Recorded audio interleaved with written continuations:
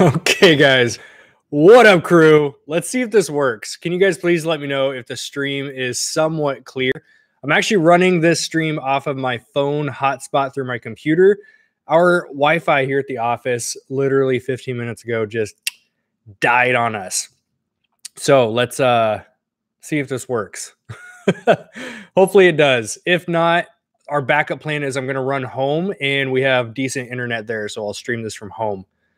So let me know if you guys can hear and see me okay. Hopefully that is the case, and we will move forward. Somebody said, I can hear you only. Do we have any video stream going on? If it's super choppy, I'm literally just going to end this, and then we will go to my house and stream from there.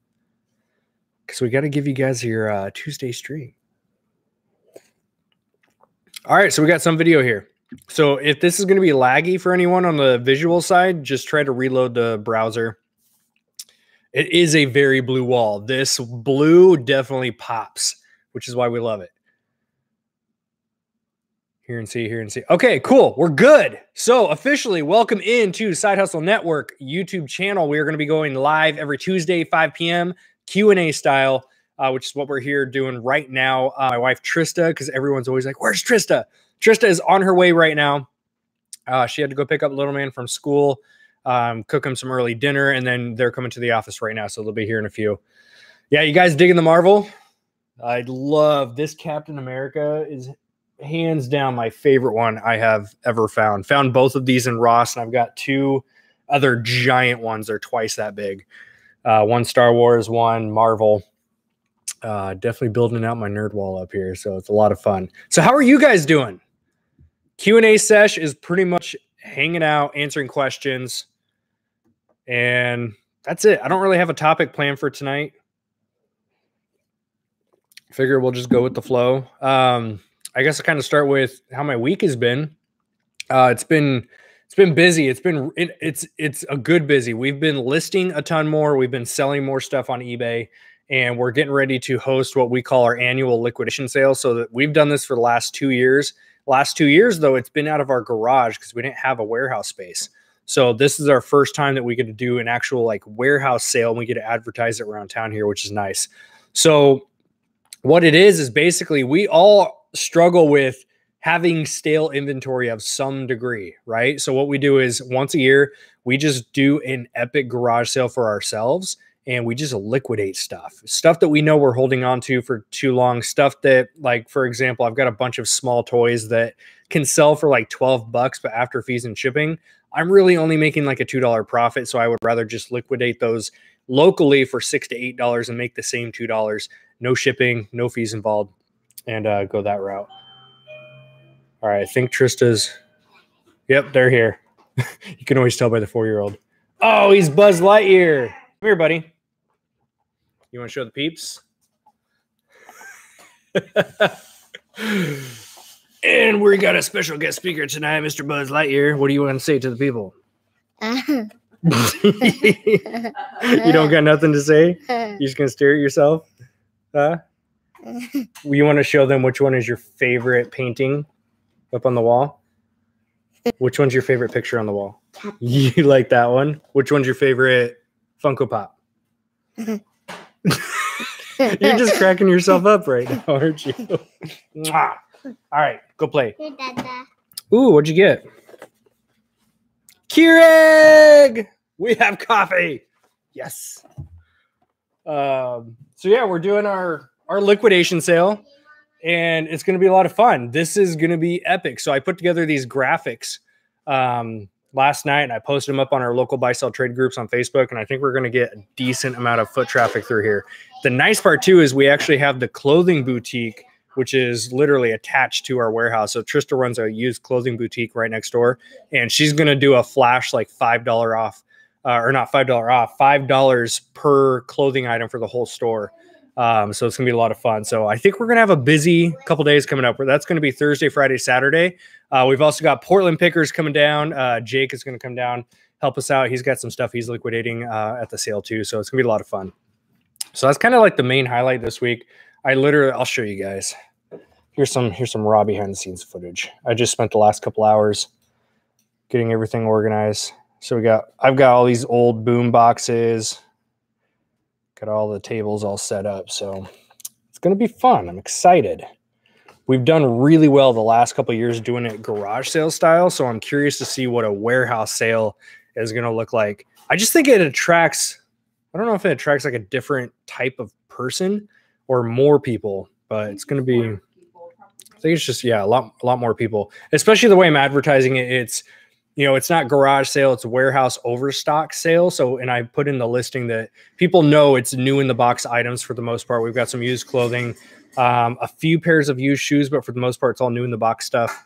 So it's going to be a lot of fun. I'm excited. Yeah, he's getting way too big. He's 4 years old, but he is tall. Like, especially in his class with all of his little friends, he like towers over him. It's crazy. Yeah, he's definitely got that swimmer's body so far. I don't know if he'll be, I don't know if he's going to be quite into football. We'll see. He's got a few years for that. So yeah, it's kind of that's what's on our agenda this week. What's up, Edgar? Thank you so much for the super chat, man. Much appreciated. Tips for good eBay descriptions. I could do much. I should be asking you guys for tips because I am so lazy. That's just brutally honest. I'm so lazy when it comes to descriptions. I copy and paste my title and then I add in condition notes. So I sell a lot more electronics. And so that's basically, I'm putting in where are the scratches, what we did for testing, etc. Trista on hers will put in, you know, measurements and all that kind of stuff for your clothing and shoes. But I don't have any great, fantastic tips for the description part because I do mine super basic and pretty lazy, to be honest. Don't matter anyways because Google doesn't pull from them. Yeah, and Google, I've heard that many times. Google is not pulling from the description itself. It's more so your title and your photo that Google's going to be looking at. So I've always been a firm believer in that.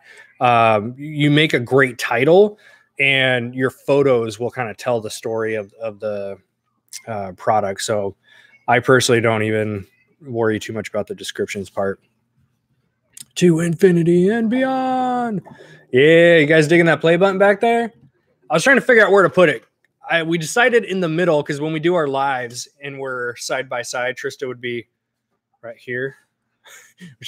Oh, you didn't eat yet, did you? So Trista's eating dinner right now. So she'll sit right here, so it's right in the middle. If it's just me, I mean, my fat head kind of blocks it. So, oh well. There you go. Anthony spotted I just found this morning. Check this out. I love this thing. It doesn't even resell for that much. It resells for like 12 to 15 bucks. I'm just shocked how good of shape it's actually in. This is from 1989. It's a Jelly Beans. Happy Birthday Bugs. Where's it at? You are barely older than that tin. I am barely older than this tin by 1 year. So happy birthday. Just an empty tin from Jelly Beans is what was inside of here. But pretty sweet. I'm really getting into kind of collecting my 90s goodies. Technically, that's 1989, not quite 90s. How much money could you make in a week? I'm 16 and going to be starting RA when I get my license next week. I mean, that's a broad question, so I'm just going to give a broad answer. You can make $100 or you can make 5,000. I think it honestly depends on how much you're willing to spend and how much stuff you're willing to get. Because if you only have $100 to start, I'm not going to sit here and tell you can make $1,000 in a week because on $100, that's going to be pretty difficult. But if you go out and spend $5,000, you can easily make $1,000 this week. It just depends on how much you're going to be buying. And obviously you have to be buying products that are in demand because if you buy a bunch of stuff that's going to sit for a few months, you're not making money this week. And that's another good topic to get into is you've got to get out of the mindset of how much can I make this week and get more in the mindset of I'm investing into these products that are going to be turning on a weekly basis, but you've got to build up your snowball in the beginning. Momentum is crucial in this business. And let me know in the comments too. I've struggled in the past with when I hit slow sales, typically it's because I wasn't listing consistently or sending product into Amazon consistently for the months leading up to that because it's a momentum, right?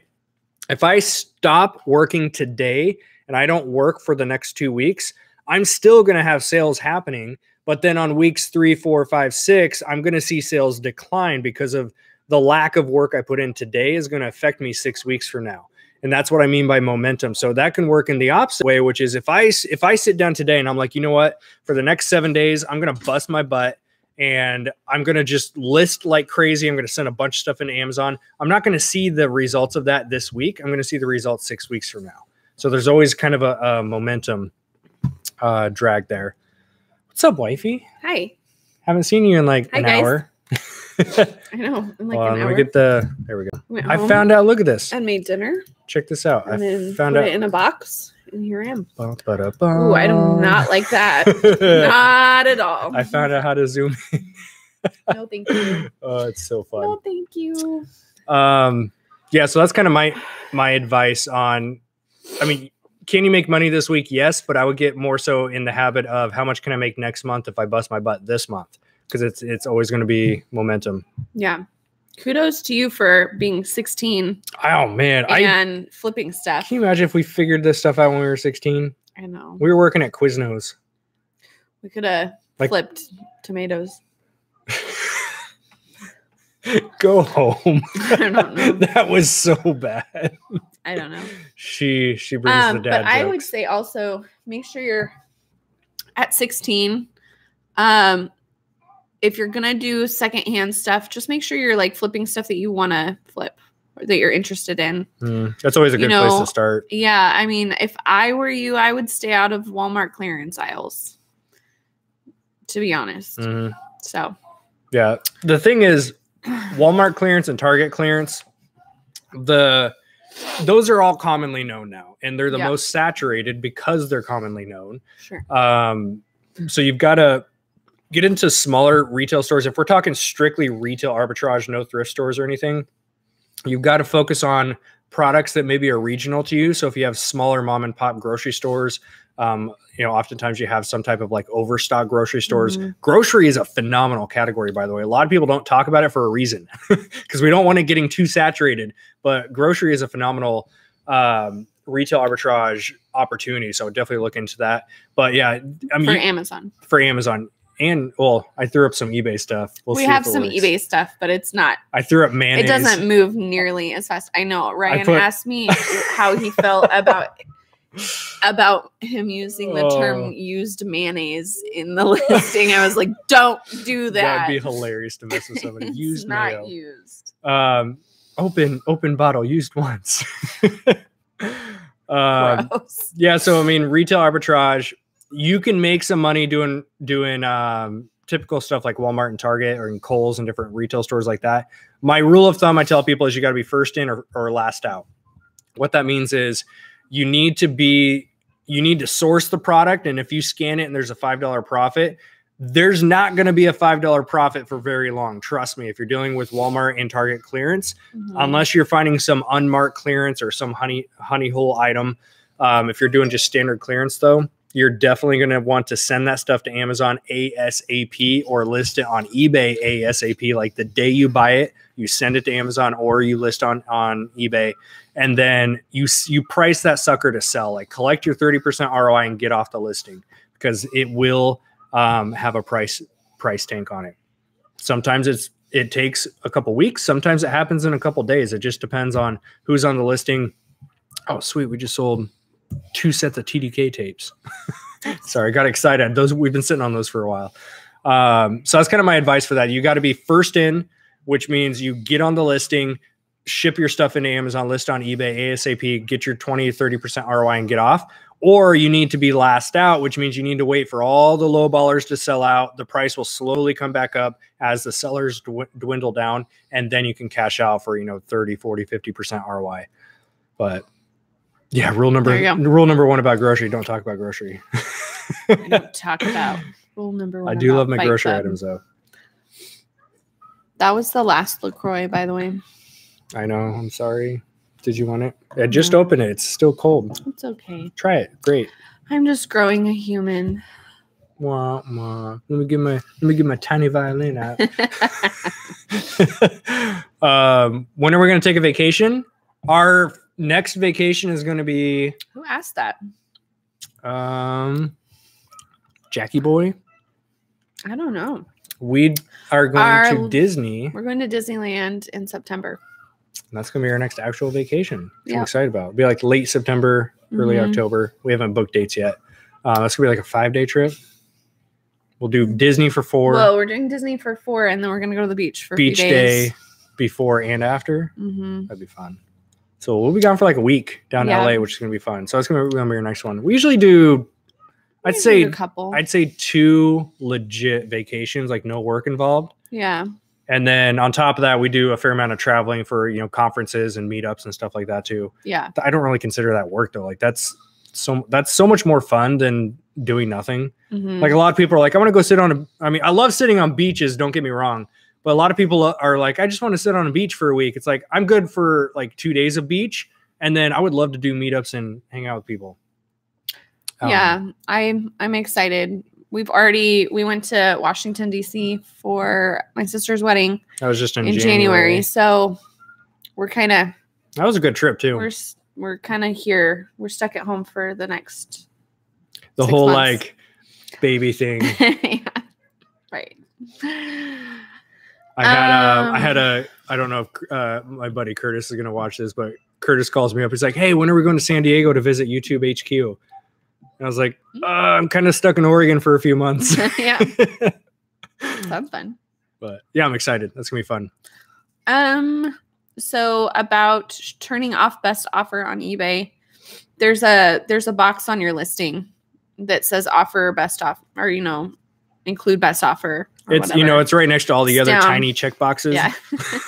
It's down by the price where you put the price in.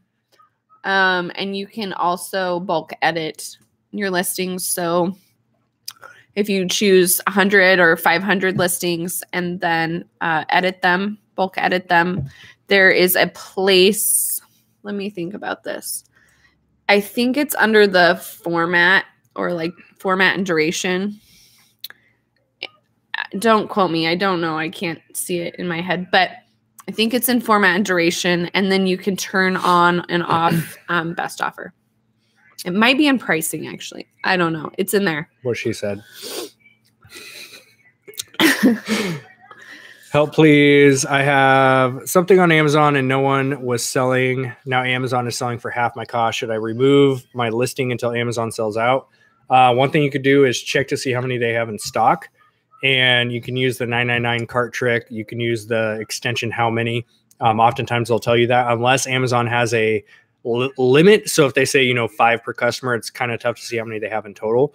But if they don't have many in stock, just wait it out. It depends how much money you have tied up in it. If you don't have much cash tied up in it and you're not hurting, let it sit and see if Amazon will cash out. You can also cross list it over to eBay or Mercari, and then you can have Amazon fulfill it for you if it sells over there too. But I've had that happen on many products where a couple wholesale ones, which was like pain in the butt. One of them I was supposed to make like 300% ROI on. I bought 900 of them and I sent them in, and sure enough, Amazon came on the listing. So I had to wait like 3 months for them to sell out. And then we finally were able to cash out on those. But it's just part of the ball game. With Amazon can come on pretty much any listing at any time. No one actually ever knows. Right. So I have to chew gum because I have a really unsettled stomach because I'm pregnant. And that's the only thing that helps. So that's why I'm chewing gum. Did someone ask why you were chewing gum? I was told to spit it out. Oh my gosh. Sorry, I'm chewing my gum. Was that here on the chat? Yep. We're frozen. Oh no. Hold on. I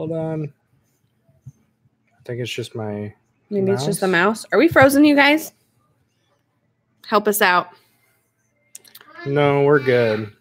My mouse stopped working. What the heck? I think I might actually have to charge this thing. I haven't charged it in a long time. Not frozen. We're not frozen. No, it's just my mouse. It's just the mouse. I was like, what the heck? Sad. Thank you for the congrats on the baby. I can't wait for her to get here. I know, we're on that home stretch. I know.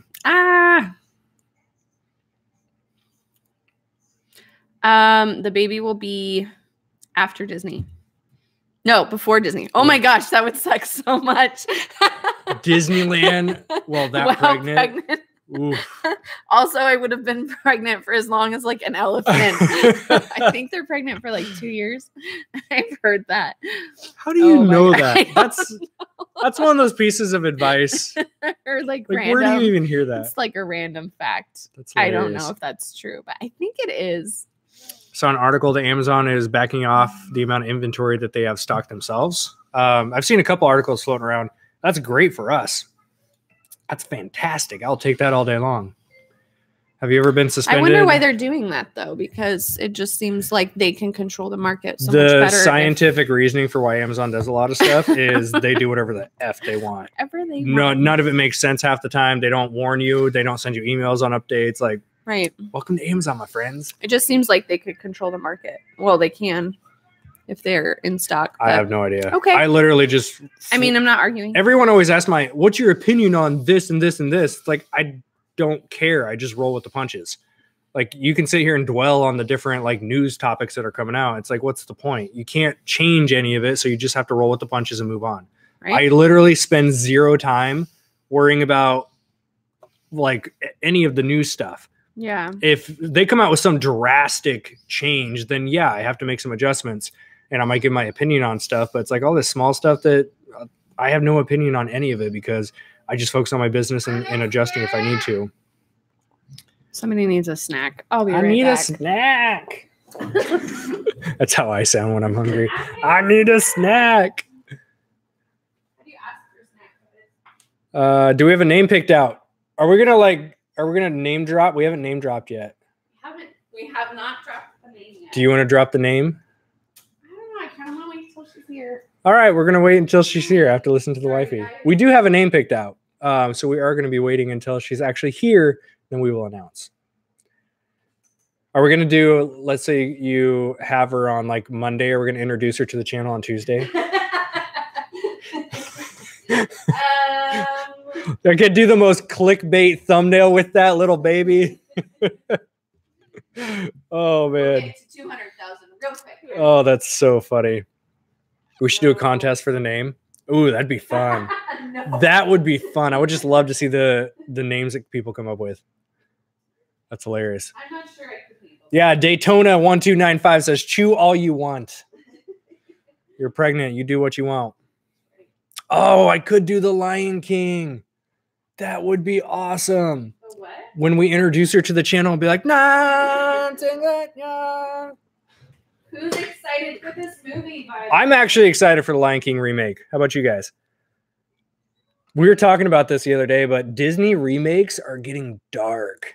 Like, I was sitting down with Titus. I'm like, oh my gosh, Jungle Book was amazing. I'm gonna watch Mowgli with him, and I was surprised that was a dark themed movie. They're all getting dark themes. Dumbo is pretty good. I really liked Dumbo. That wasn't I've heard a lot of bad reviews about it. Yeah, it wasn't super dark, but they had a decent storyline with it. Oh my gosh. My son was 3 hours old and was watching you guys with me in the hospital room. Oh my gosh. That is amazing. The one time that you should not be watching YouTube videos. That's amazing. We thank you for the support. Yeah, thanks for the support, though. That's hilarious. Oh, man. Daniel said, should I drop the name before Trista comes back? You got to fight the wrath. You got to fight the wrath of wifey if that happens. The VIP members know the name. They get some insider info before the public does. Ooh, that's right. They're going to redo Mulan. What? You love Mulan. I love Mulan. I remember when we first started dating, you were talking about like how much you love Mulan. Mulan is the badass princess. And Daniel knows better than that. She doesn't need anybody. You know, she just saves her own self. You guys relate. Something. I don't know. I just like Mulan. It's one of my favorites. It's a good movie. Oh, that's so sad, but so true. I like Dumbo, but every chance he had, he was trying to escape. It's true. Tried to escape a lot. Yeah, we can name her Spirit. spirit. Yeah, I don't really. The new Disney movies like Frozen. I don't know. I can't get on board. Can't say I've seen it. I still haven't. I sold Frozen toys when the movie came out, but I still haven't seen it. Mm-hmm. That's another little read. If we're going back to like actual advice, if you're doing retail arbitrage, pay attention to upcoming movies, and you can easily flip stuff based on that. For sure. Especially we got Toy Story 4 coming out. Toy Story's coming. That's a good one to keep an eye out for. The last Avengers is at the end of the month. I'm getting ready. Is it the last though? I don't believe it. I don't think it's the last one. It won't be. There's no way. There's so many characters in the Marvel universe. Like it's impossible for it to be the last one. Yeah. And plus they're branching out and doing all the origin stories of different characters now too. Yeah, there's going to be a never-ending supply of these movies, and I'm going to soak every single one up. Is anyone else doing the marathon, by the way? I am on movie 2.5. So there's charts out there, and there's different ones, but there's charts out there that show you the chronological timeline of how you should watch the movies based on, the whole timeline of them. So we watched the other night. That was a good Marvel day. We went to the theater and saw Captain Marvel. It was my second time seeing it. Yeah. Your first. It was so good. And I then really liked that movie. We also watched Captain America, the very first one. And then I started Iron Man 1, and then we're progressing throughout. So I need to watch like 2 a day to be caught up. Yep. So I'm watching about 2 Marvel movies a day right now. Thank you for the super chat, Aaron. You want another snack? I don't know if your name is Aaron or if your last name is Aaron, but thank you. All right. Sweet. Somebody picked up Captain Marvel figures at Ross last year and did well. Yeah, I mean, just kind of looking forward. Charles loves to watch all the movie trailers that are coming out in the next 6 months. He does. He loves them so much.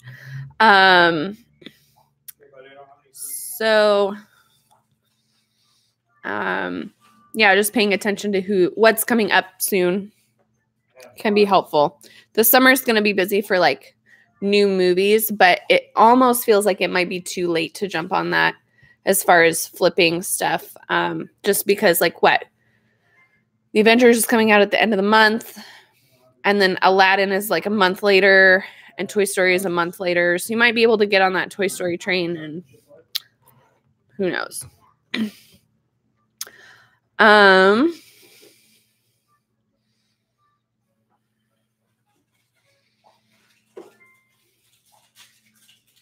Sorry, guys, I'm reading.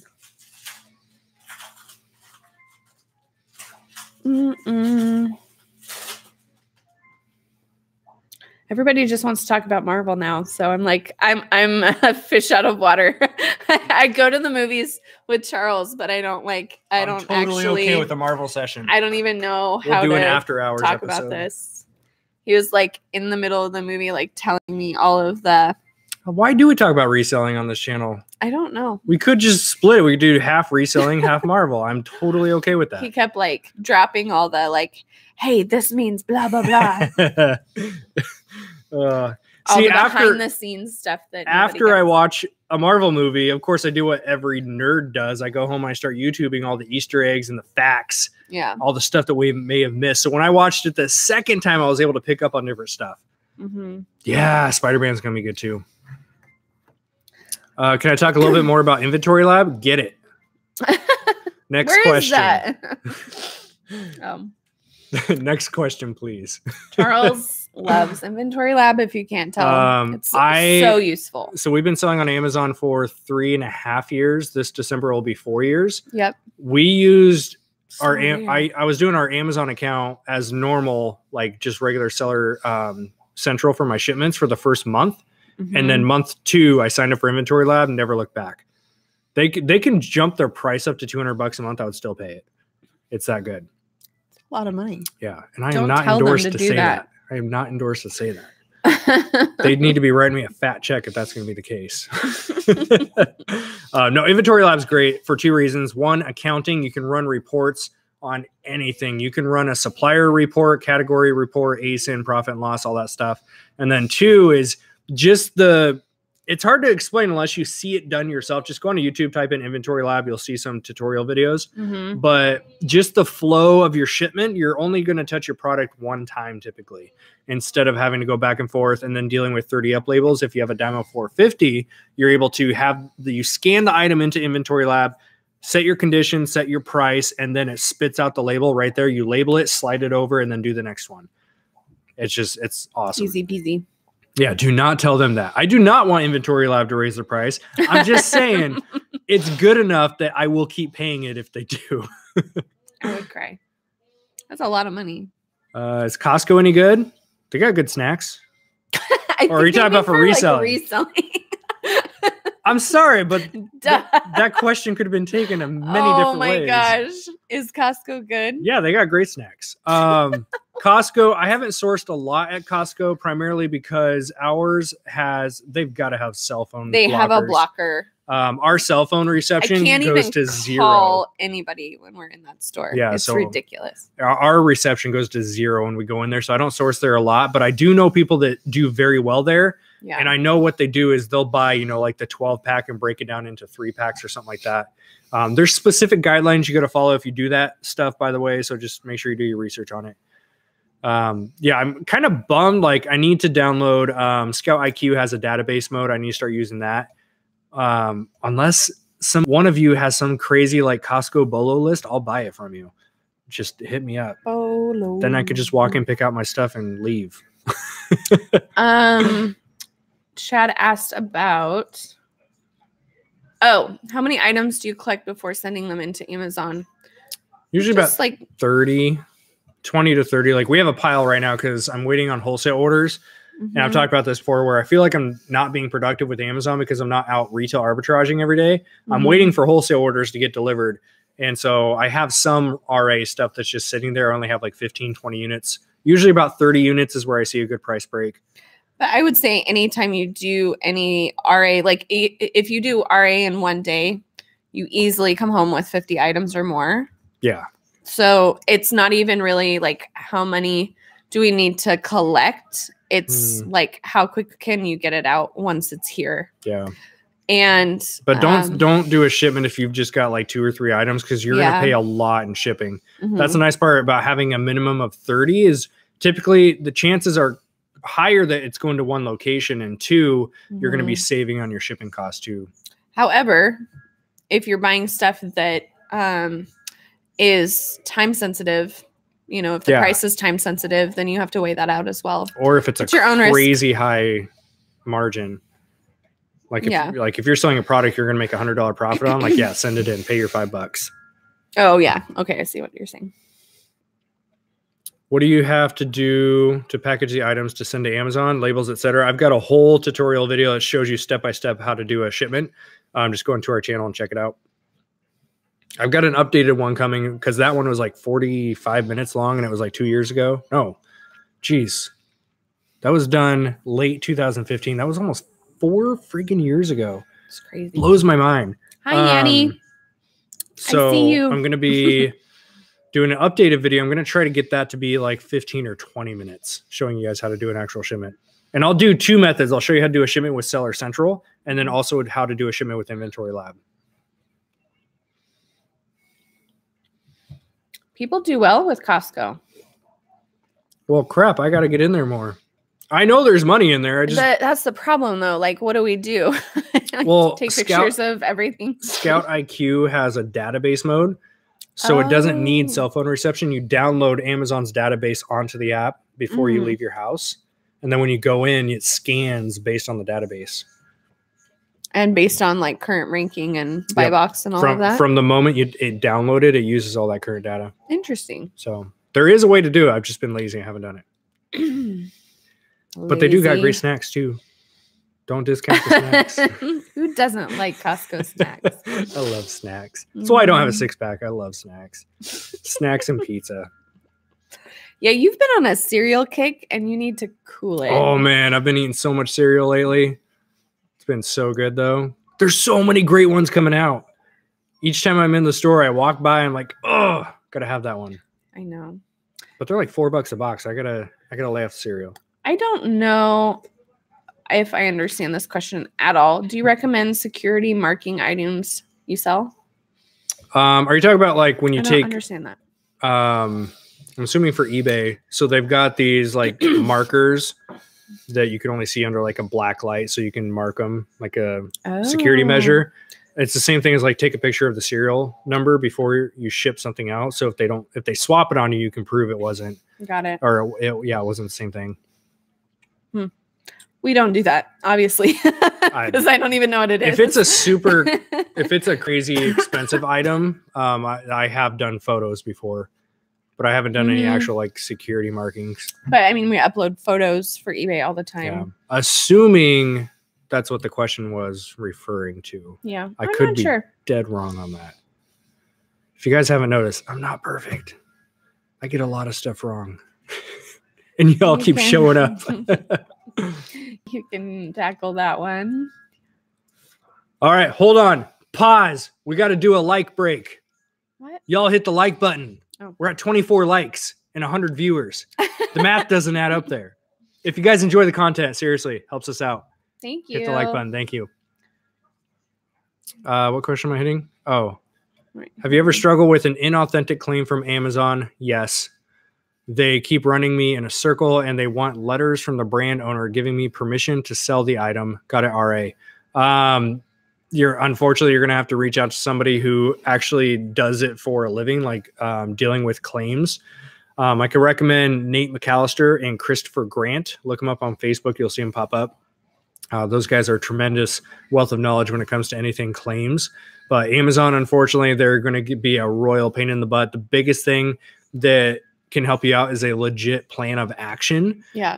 Or a brand owner permission slip, basically. Obviously, the brand owners oftentimes will not give you one. So if you come up with backup plan, which is going to be your plan of action, submit your receipts if it was RA to prove the item was authentic. It's pretty much your best bet, but reach out to those two guys. They can help you out. Cool.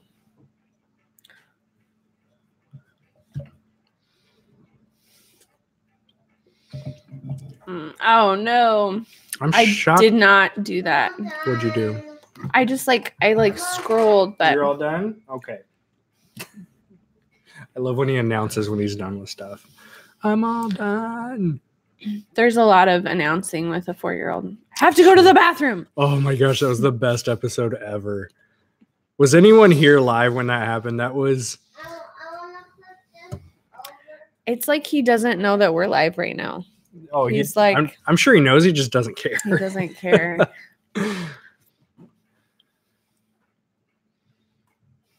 There you go. Why are you scrolling so much? Because we didn't answer all these questions. Okay. Got it. What do you have to do to package the items and send to Amazon? So that's that was the one situational. I answered with the video. Oh, sorry, I'm not listening. Yeah, we've got a full tutorial video on the channel for that. Okay. Can you see eBay sold items on iPhone and iPad? Yes. Yep. However, they don't show you all of them. So when I'm doing research like in a thrift store and I find a brand that I think might be good, but I can't remember, or maybe it's a new brand to me, I'll look it up there in the store. If it looks like I can make some money on it, I'll buy it. But then when I go home to list it, I do a more thorough dive on the brand and what it's sold for, because sometimes you're leaving money on the table when you don't understand what it's sold for, because the app doesn't show you all the solds. So I don't know why it does that. Because it's eBay. However, I have been looking at Terapeak more. Are you liking that? Really cool. I haven't looked at it. So Terapeak, eBay. Sorry. Okay. Can we get that one? We'll get it tomorrow. No, which one is Rescue Bots? I don't know. No. Are you talking about the game or the show? Sorry, guys. This is behind the scenes. Can you go fix Obviously, that? we were down a babysitter today. What do you want? So Terapeak, you can get a free subscription with Terapeak now if you are paying for an eBay professional account or above. I can't remember. Anyway, we pay for our eBay account, and so we got this free subscription to Terapeak. I started actually using it this week. Weird. And what's super cool about it is the thing that I love the most is that you can go back a whole year of sold. So you're not just looking at the last 3 months.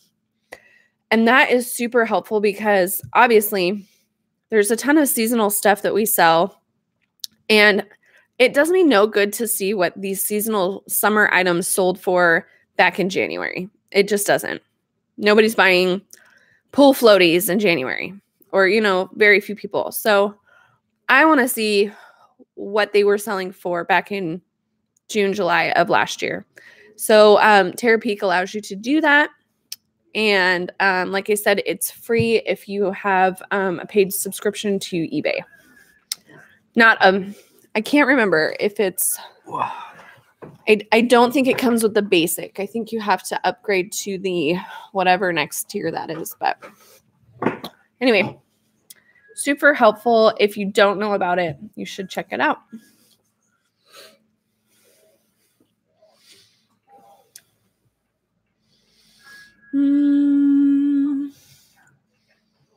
I don't know what it is lately, but I've gotten this question so much over the last 3-4 weeks. No, I've been hit up a lot between email and Instagram. People asking if we do one-on-one mentoring. We do not offer mentoring at the moment.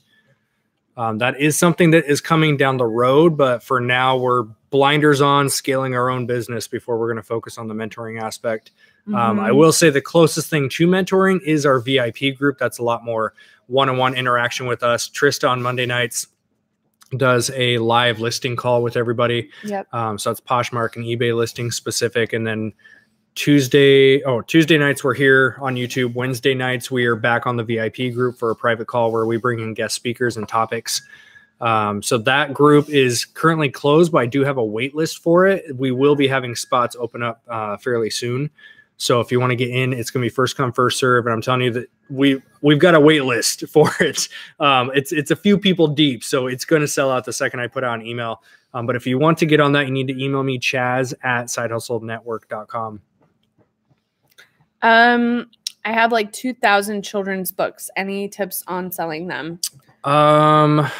If they're already in your possession, I mean, you could try to lot them out somehow, but I would kind of do what we did was we had a load of 5,000 books come into our hands and we cherry picked the best ones and sent them all to Amazon. Yeah. And we donated the rest. I can't remember there being any children's books. Children's books usually sell for a little cheaper. A lot of the things that we were sending in were medical books, religious books, textbooks, not a lot of novels. It's pretty, you have to be fairly selective because with the fees, it doesn't make a lot of sense to send in everything that you find as far as books go. Especially books, they're heavier. So, you got some shipping costs involved. Right. But I would, if it were me personally, I would just, take a day or two and hire, if you want to hire some friends or family, because that's what we did when we had 5,000 roll through our place. We did out of our garage too. We just hired my brother. Yeah. Who else do we have? You and me and we had someone else, Dan. We had 4 of us. I don't remember who else, but we had 4 of us, and it was a long time ago. We all went through and just scanned, and I had a minimum of a $20 sell price. I think your dad helped. Oh, maybe that was it. That was yours. So I had a minimum $20 sell price, and we were able to cherry pick about 900 out of the 5. But if you have children's books, maybe just go through, figure out what you can send to Amazon, and then lot the rest up on eBay. Make sure that they'll all fit into a flat rate box, and just jam as many many of those in a flat rate box as you can. You might not make a ton of money, but you'll make more money than sending them to Goodwill or, or if you just want to donate them, you could go that route too. But That's where my head would go, is just lotting them on eBay and seeing what happens. I don't know that kids consignment stores would give you a lot for books. I guess it would just depend.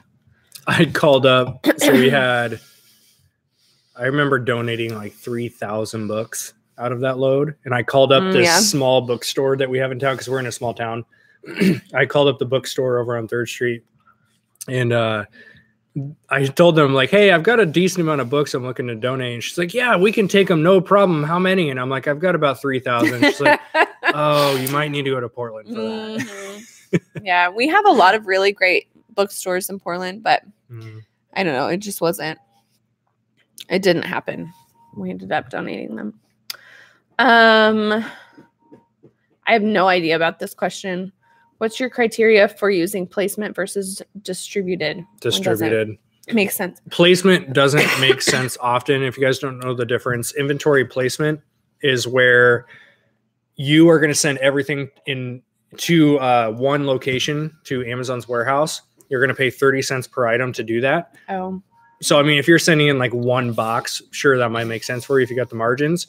But if you're sending in large amounts of inventory, it's going to get there, and it's nice because you can ship it all to one location. You don't have to worry about splitting up boxes and like which box is this, put the labels on this one. So that part's nice, but you're going to pay 30 cents per unit, and it's going to take a lot longer because once it gets to that warehouse, they're then going to put it back on a truck and distribute it out where they want it. So you're going to see a reserved on your products for a lot longer than if you just send it to where they want to go to begin with. So I personally don't do the placement one. I just do distributed. Aaron had a really good idea for Costco. I love this. Ask the manager for the Wi-Fi password. Tell him your shopping list is complicated. That's so smart. It's complicated. I love that.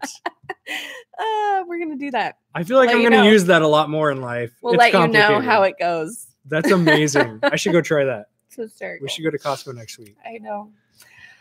Buy it now versus auction. I always do buy it now. I rarely have auctions unless I have kind of dead inventory that I'm trying to get rid of. Do like your auction method though, where you'll auction off like 50 things once, and then it brings a whole new flood of views, and you always see a boost in sales that next week. Yeah. So what I usually do is, like, right now we've been selling through a lot of stuff, and also I'm not listing quite as much as I need to be. So I'm hovering around 650 listings right now, 650 listings. It's been tough to keep it up. We creeped up to like 750, and then we both started working harder, and then things are starting to sell through now. So it's like, there's always like a threshold. Yeah. You get to like 725 ish, and then things just like start flying, which is a good problem to have. But in our head, it's like, we want to get to 1,000. We want to get to 1,000. We were there one time. I've been there, with the clothing and stuff, but that was both of us hitting it really hard though. So what I'll do usually is, and this is just my sick mind, I know how long the inventory has been around just based on, I remember sourcing that like 2 months ago, or this has been hanging around way too long. So I'll go through my listings, and what I like to do also is filter everything by watchers. So items that have no watchers on them at all, I'll put them up on eBay or on auction. And I do between 30 and 50 at a time, maybe once a month. And maybe my results would be better if I spaced them out and did like 10 a week, every week, but I don't. So whatever. So Charles said it. Like, we see a little boost in our sales, and then we see better consistency over the month. But for the most part, I do buy it now, because I know what I want for the items. And typically with auction, you may or may not get that item price that you want. Yeah. Especially like we have friends that deal in super unique items, and I don't know if he gets what he's expecting every time from an auction, but he does pretty well, I'm assuming. Whereas, like, I'm just selling clothing, so people want a deal. He's like Titus. antsy and crazy. It's like jumping up and down. I want the trophy. In toys, what items rank would you not even consider buying? I'm a black sheep when it comes to rank. I'm not the person to ask about rank because I buy stuff ranked 800,000 all the time. There's usually a reason why it's a bad rank, and I love to come in and figure that out, whether it's running a couple cents towards PPC, fixing an image, fixing descriptions, keywords. So I'm probably not the best to ask, but if you're talking about in general, under 250,000, right? It's not great, but if you try to get under 100,000, that's better.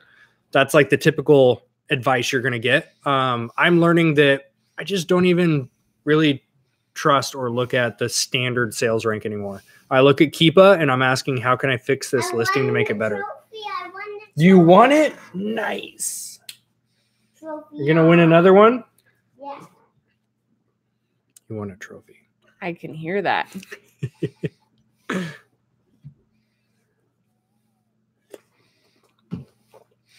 I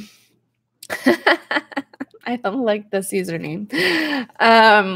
Slap yourself entertainment. That's awesome. How much did you folks invest in your first year on Amazon, not including profit? We put everything we had into Amazon. First year. I don't even know. I don't. We started with $500, like as our initial investment. I couldn't tell you how much. It's on Inventory Lab. I'd have to pull it up.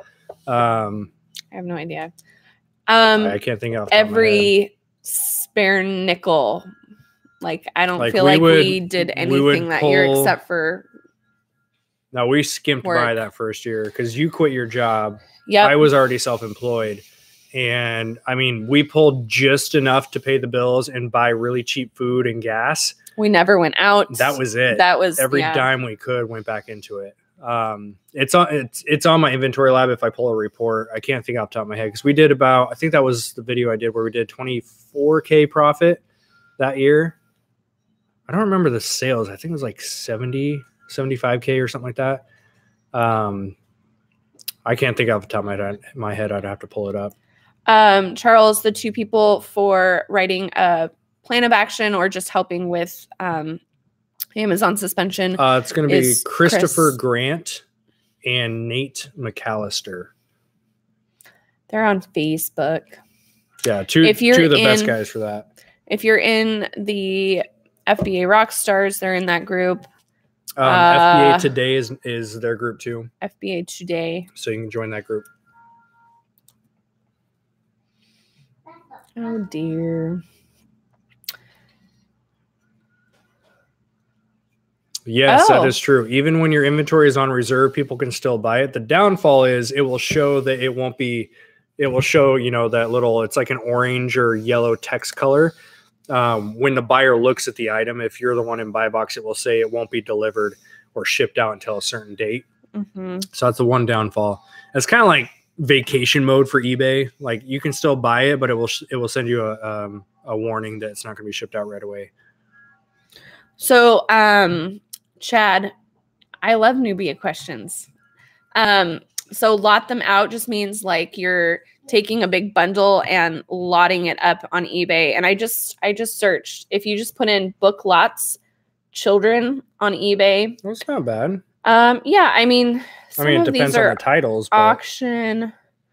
Like this Pete the Cat lot is $13 with whatever shipping. So basically you're just making that bulk purchase for the customer. So like I said, if you have 2,000 books that you need to get rid of, that might be the easiest and most efficient way to get them out of your house. Mm-hmm.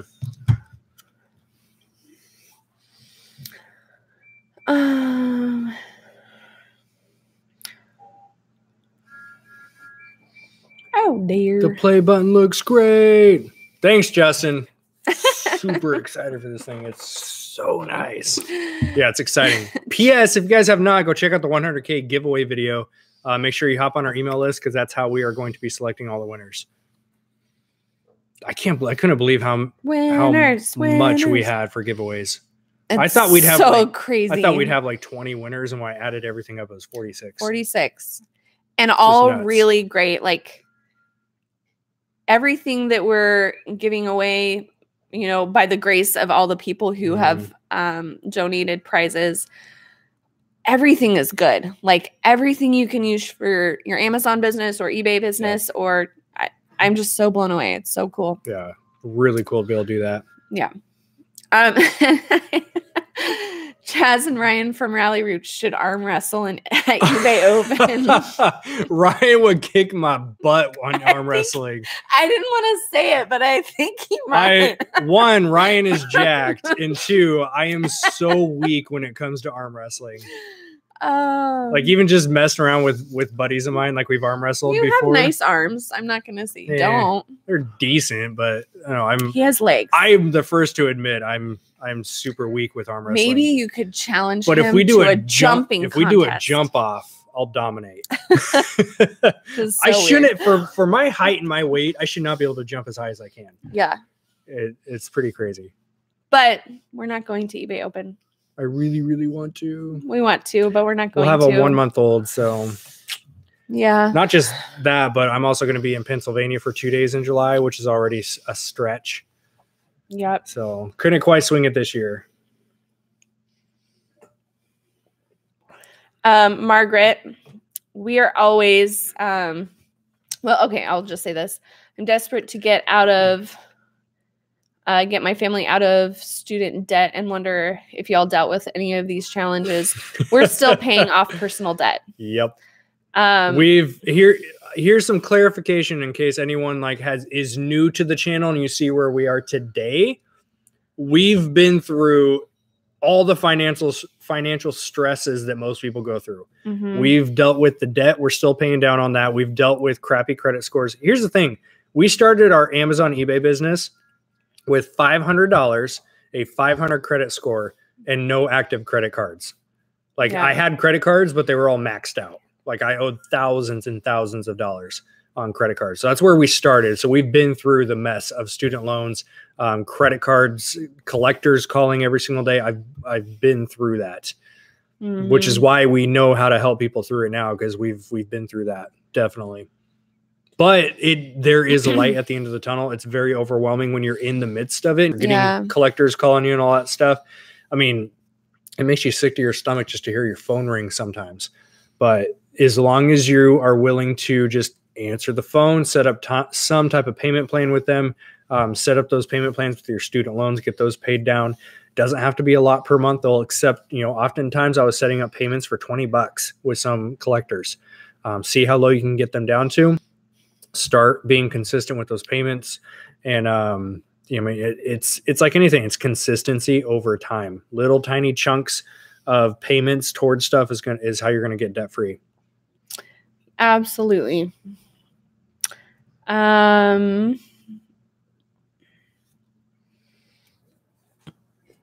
think we're holding off on the baby name until she comes, guys. Sorry. June 1st, we can announce it. Maybe if she comes sooner than that. How long did it take you to transition from transition to wholesale RA for FBA? We've always done Amazon, when we first started. I think the question is transitioning from RA into wholesale. No, it says wholesale RA. Oh, I don't know. /RA? Maybe. Jason, if you want to clarify your question. So we've been doing RA for 3 years. Yeah, since the beginning. And wholesale has been more intense in the last 6 months, wouldn't you say? Yeah, and we're in a position, it's like if you have a lot of capital, it's not that difficult to transition into wholesale, because you can call up these vendors and be like, hey, I got 10 grand ready to spend. What do you have? Right. In our situation where we've got a lot of stuff going on, we're still paying down personal debts. We don't have a lot of liquid cash to play around with. Our credit still is not the best, so we don't have big credit lines yet. We don't have crazy low interest credit cards. We don't have mileage cards.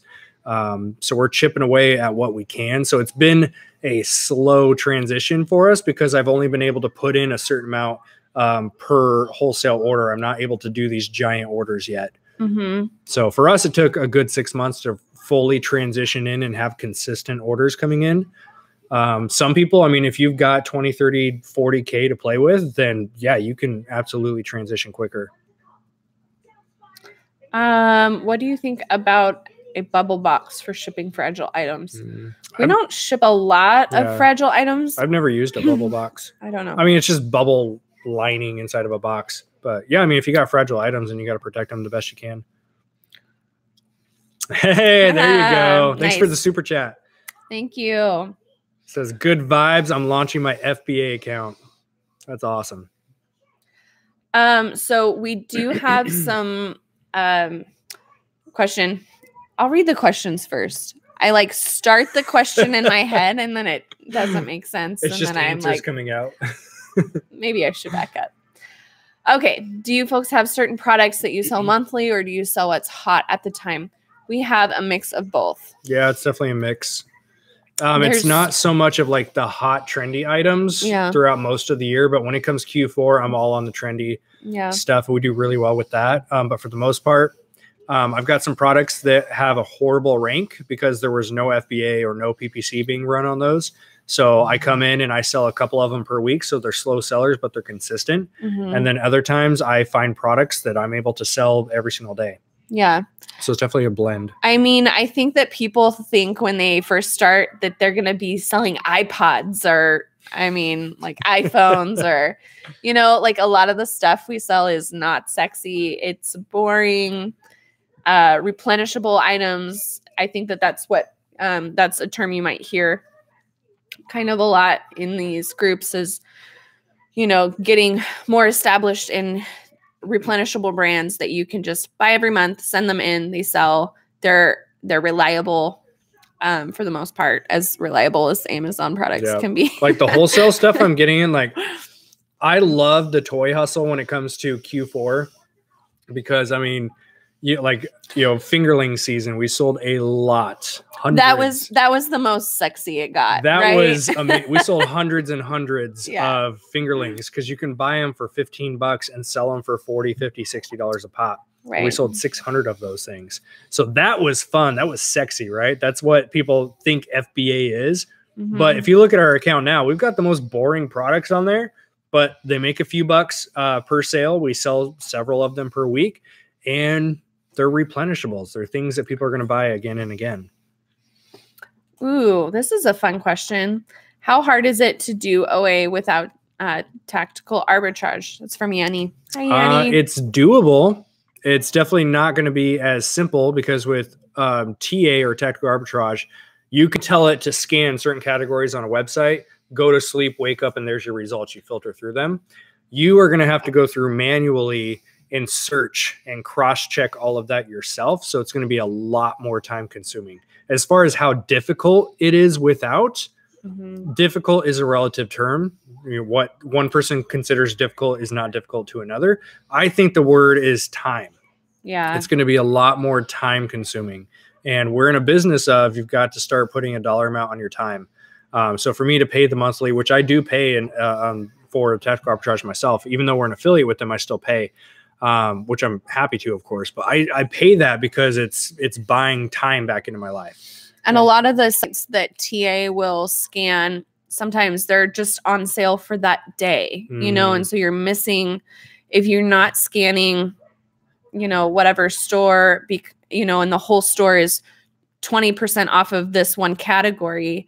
If you miss that and then you try to go back and maybe like, I don't know, I'm just saying that you're going to miss out because you can scan that whole store in 8 minutes or whatever. Yeah. As opposed to looking through every single item one by one.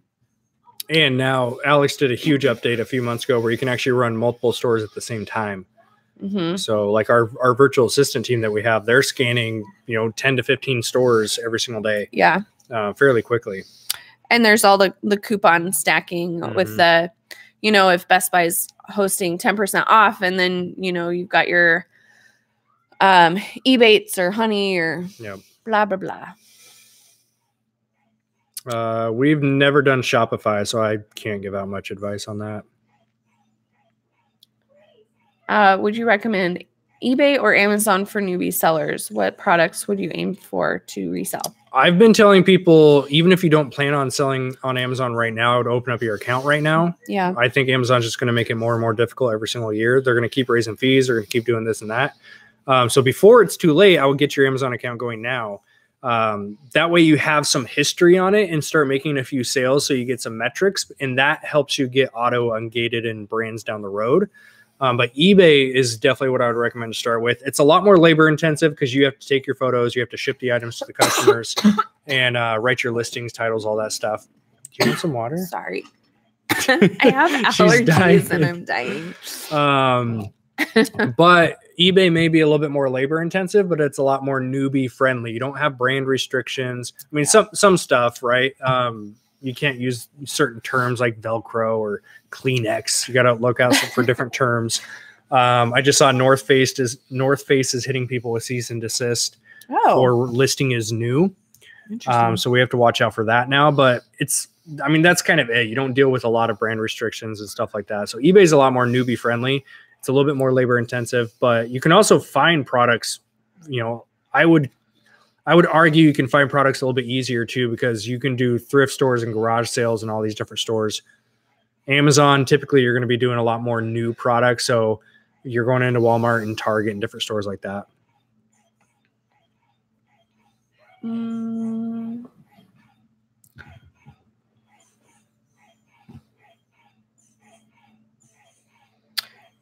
When you say wholesale, do you mean name brand stuff or more like private label?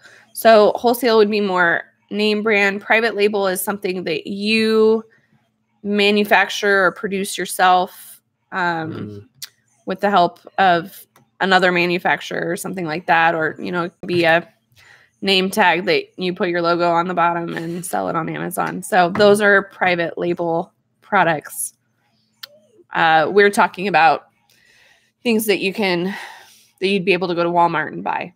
Yeah, so they're already established brands. You're just ordering wholesale from them. Yep. How do you set your prices for Amazon buy box? I always match buy box. Match, buy box. Unless I see a trend, like for example, I love listings where Amazon goes out of stock often, because what you'll see in that case is you might have a certain price when Amazon's in stock and they go out of stock and the price hikes up. If I see that happening consistently, then I'll price up. So I'll price higher than the buy box by quite a bit. And then I wait for them to sell out and then I'll cash out certain types of items. But for the most part, match buy box, move on. Mm-hmm. Always have a business account for your business. Yep. Can you run it on a personal account? You can, but I would definitely recommend if you're going to treat it like a business, then run it like a business. So definitely get a business account and keep your funds separate, especially if you have a job that pays your main bills in life. Mm-hmm. You don't want to be mixing in your business money, your reselling money into the personal funds, because then it's going to be crazy difficult to track. Okay. Because if I ask you, how much did you make profit last month? And you're like, I don't know. Like, you should be able to track and document that stuff. So I would definitely recommend that you do that.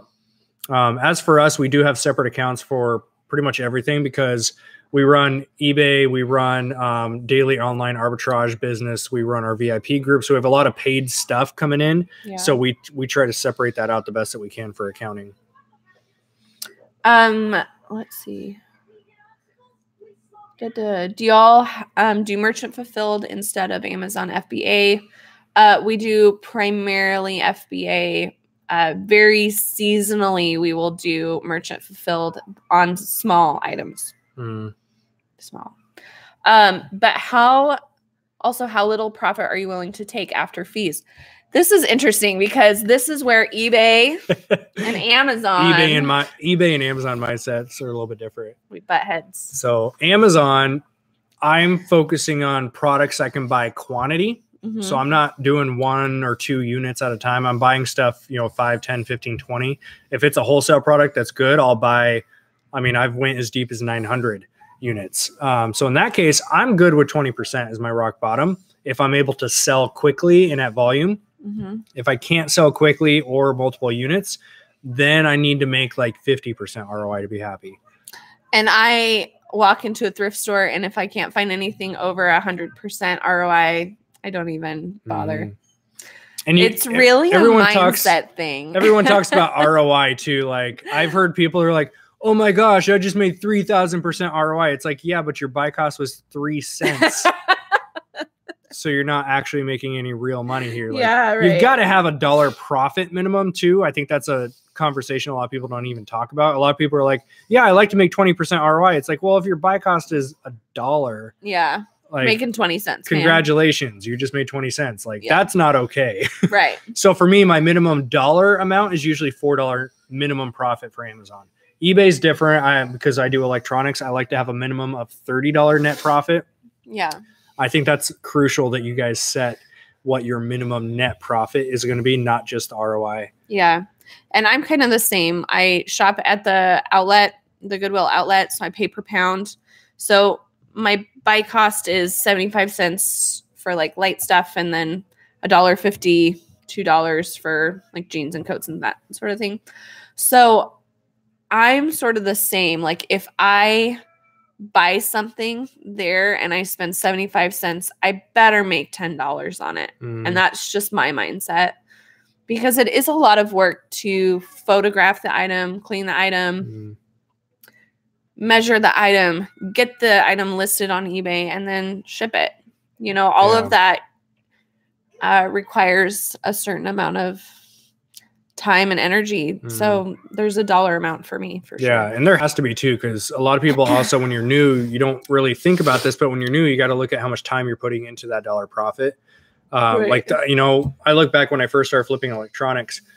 Some of these electronics, I would spend 10 to 15 minutes testing a VCR, and then I would spend another 5 minutes cleaning it.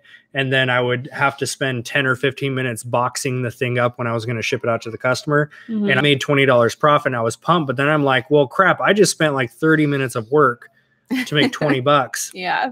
Not really worth my time anymore. It was in the beginning, but not now. So you also have to look at how much time that you're putting into each product as well. Yeah. Versus Amazon. That's why I love Amazon, because the Amazon workload is fairly simple, especially with new in the box products. You take the box, put a label on it, boom, it's done. There's no real prep involved unless you're doing something that requires polybagging. So then you have to look at, okay, am I going to make enough extra on this polybagging item to be able to make it worth my time? Yep. I like it.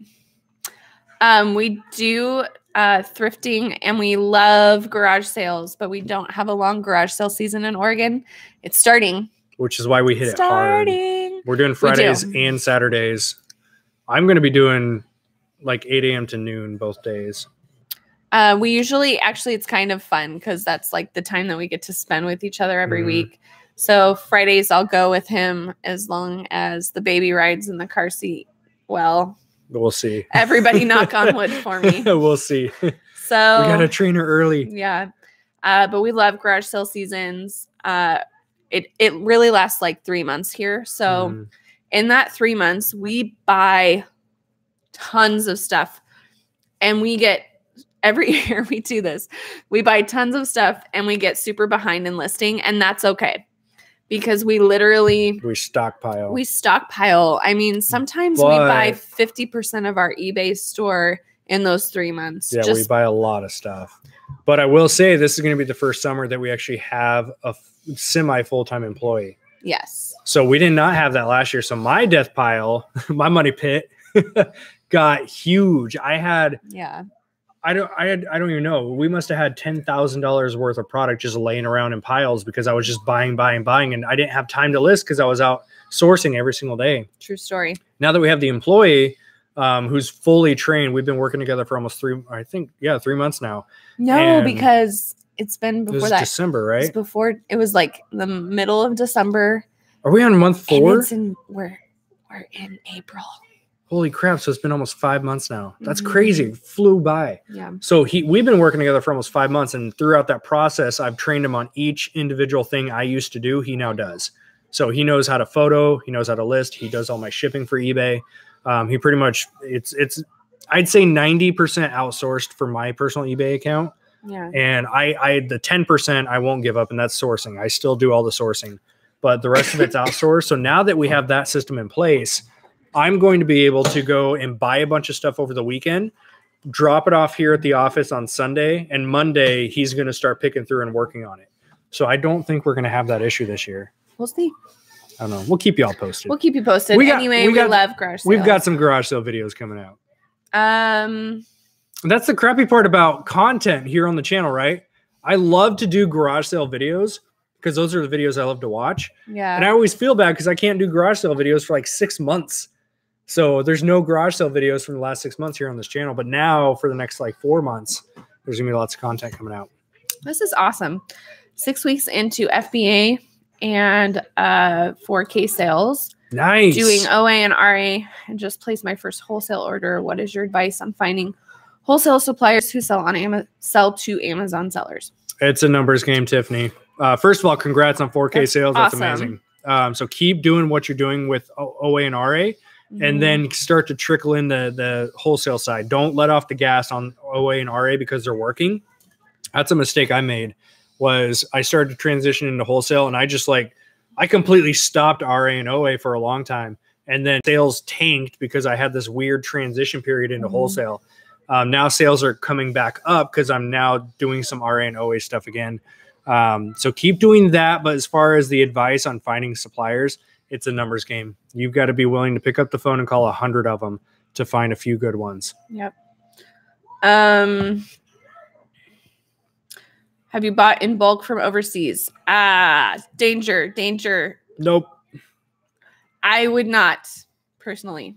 Unless you know what you're doing with private label. Yeah. You are not getting wholesale orders if it's coming from China. Those Jordans ain't real. Those are fake iPhones. Don't buy. We do sell locally. We just started. I'm on a kick this year. We just started in this whole craziness of having a wholesale or a warehouse sale. This weekend we were just going through, and I had heavy stuff that was listed on Amazon or eBay for a fair price, but then I had to charge all this money for shipping. And so I just started putting it on local Facebook marketplace. Yeah, you just sold that. And I just sold some stuff to Cricket.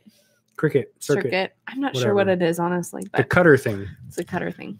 That was $45 you made in 2 days. It was super. Not even 2 days, 1 day. We're not picky about how we make money. I just said this earlier today to you. I'm like, as long as it's legal, I'll do pretty much anything. We're not snobby about that. As long as I don't ever have to go back to a job, I'm good. I'm way too stubborn to ever work for somebody again. No, I'm unhireable. Nobody would hire me. Yeah. I'd get fired if I got hired. I have no choice but to be self-employed. That's what it comes down to. Oh, cool. Somebody from Vancouver. Nice. I'm definitely, I frequent Vancouver. Not so much now, but when I was doing retail arbitrage a lot more. Vancouver's got some good stores.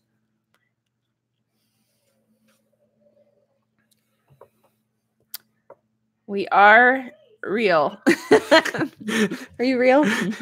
We're real. We won't find none of that fake shit over here. Thanks for the love, though. Should you stick to a niche when selling on eBay? You talk to 10 different people, you'll get probably 5 say yes, 5 say no. What do you want to do? For what? I mean, not you. Oh. Them. I'm like, what? How'd that question get turned back on me? No, it's really up to what you want to do. Yeah, everyone gets into this debate of you have to have a niche. It's well, there's $1 million sellers who sell a little bit of everything, and there's $1 million sellers who sell just shoes or just perfume or just makeup. There's 7-figure sellers in any category, and a lot of them spread themselves wide. That's my approach. I love to go wide. I've been on such a Goodwill kick lately. I go into our local Goodwill here every single day at 9 a.m. now. And I have got such a trained eye for weird, wide variety of stuff that I'm able to walk into a Goodwill, go down everything except women's clothing. I have no idea about women's clothing, but I can go down almost any aisle, and I have some type of knowledge in a lot of different categories. I'm not an expert in any one category, but I come out with cartloads of stuff all the time. Yeah. Like even the stuff, like you've probably seen the game I've been picking up the last like 2 weeks. I've just been rolling into the office with not just shoes, not just 90s toys, not just a lot of 90s mugs. toys though. I've been seeing a lot of 90s toys, so I'm getting a lot more into that. I found this thing's like 3 or 4 feet tall. It's a 1971 with tags. The tag is like taped back on, but it's still got a tag. It's like a 3 or 4 foot Wile E. Coyote from 1971. There's a recent comp on it for $100. I paid $4.99. But yeah. What you want to be buying is stuff that sells. So it doesn't matter if you're buying shoes yesterday and health and beauty today. You know, it's just, is it selling? Make sure you're doing your research and looking at the data. Yeah, and I go through waves. There's sometimes where it's like I'm all electronics. That's all I'm focusing on. Other times, like the last week, 90s toys are like my jam this week. So I go through waves. I don't see anything wrong with it because at the end of the day, I'm still making money. And it's also got to be stuff that you have a little bit of knowledge in. So if you're new, I always tell people, start with what you know. If you are a nerd and you love video games, go source video games because you know the value of certain ones. Mm-hmm. When the more value knowledge you have on a category, the easier it is to source because you can walk into a store without your phone and be like, okay, that's a good one. That's a good one. That one's not. You can start to eyeball this stuff. Yeah. Sunny said my niche is making money. Yes. I love that. I'm right there with you. Yep. All right. I have to split because our little... Oh, I didn't realize what time it was. Our little needs to go to bed soon. He does. I need to go to bed soon. I'm tired. I need to go to bed soon. It's going to be early bedtime at the Leslie household. All 3.5 of us. Oh, yes. What are our top 3 categories that we succeed in sales? If I open Inventory Lab, which... I'm just too lazy to do right now. I can tell you exactly, but I would say electronics for eBay, at least for me, electronics and toys are definitely top 2. Beauty is about to be the third one. And then Amazon is going to be, I don't know, it's kind of split. I would say personal care, like health and personal care is number 1. Number 2 would probably be toys. Number 3, I don't know. Those are kind of like my 2 main categories right now. Grocery, I guess, would be number 3. Eyebrow trimmers. We do really well on trimmers. What? I thought you were serious for a minute. I'm like, have you been selling eyebrow trimmers and I don't know about it? How dare you sell a product I don't know about? We don't sell eyebrow trimmers, and there's a market. There's probably someone here who makes bank and they're like, good job, guys. You just gave away my product. I don't even know where I thought of that. 7-figure sellers in every category, I'm telling you. Somebody asked about a vitamin question. What rank do you stay under? We don't do a lot of vitamins. Vitamins and supplements is a very saturated category, so yeah. I really don't even play in that one too much. And it's the same answer as before. I don't have a rank number I follow. I just look at Keepa. Because if the rank is bad, I'm asking why. Is there only merchant filled sellers? Because if there is, I'm going to come in FBA and start making sales. Run PPC towards it. Is the photo crap? Bullet points in the description. You should hit this question before we go. What is a good number of products for your first FBA shipment? Is it worth it if it's not over 40 items? My first shipment was about 20 items. You missed one word though. Wait, did I? What is a good number of products for your first thrift FBA shipment? Oh, I see. Here's the deal. Okay, so here's where the debate begins with people, okay? You could put me head to head with 5 other sellers and we're probably going to butt heads on this. Yeah. If you are buying products for Amazon FBA, if you're buying products from thrift stores, garage sales, etc., you run a risk of getting an IP claim because claims are getting thrown out there more and more commonly lately. Mm-hmm. You run the risk of getting an IP claim from the brand, or you can get a counterfeit claim. There's all kinds of claims you can get. If you get one of these, Amazon is going to ask you for an invoice. you can't tell them I bought it from a thrift store or give them a printed thrift store receipt that says like $199 electronic. They don't like those salvos. They don't like receipts. those. So that's going to get you into some trouble.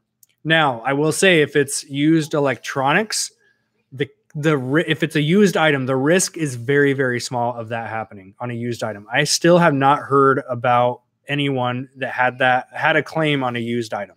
Right. But with that being said, you need to proceed with caution. If you have a higher risk tolerance, you can go away and do that. But if you're selling, a big mistake is do not sell stuff as new.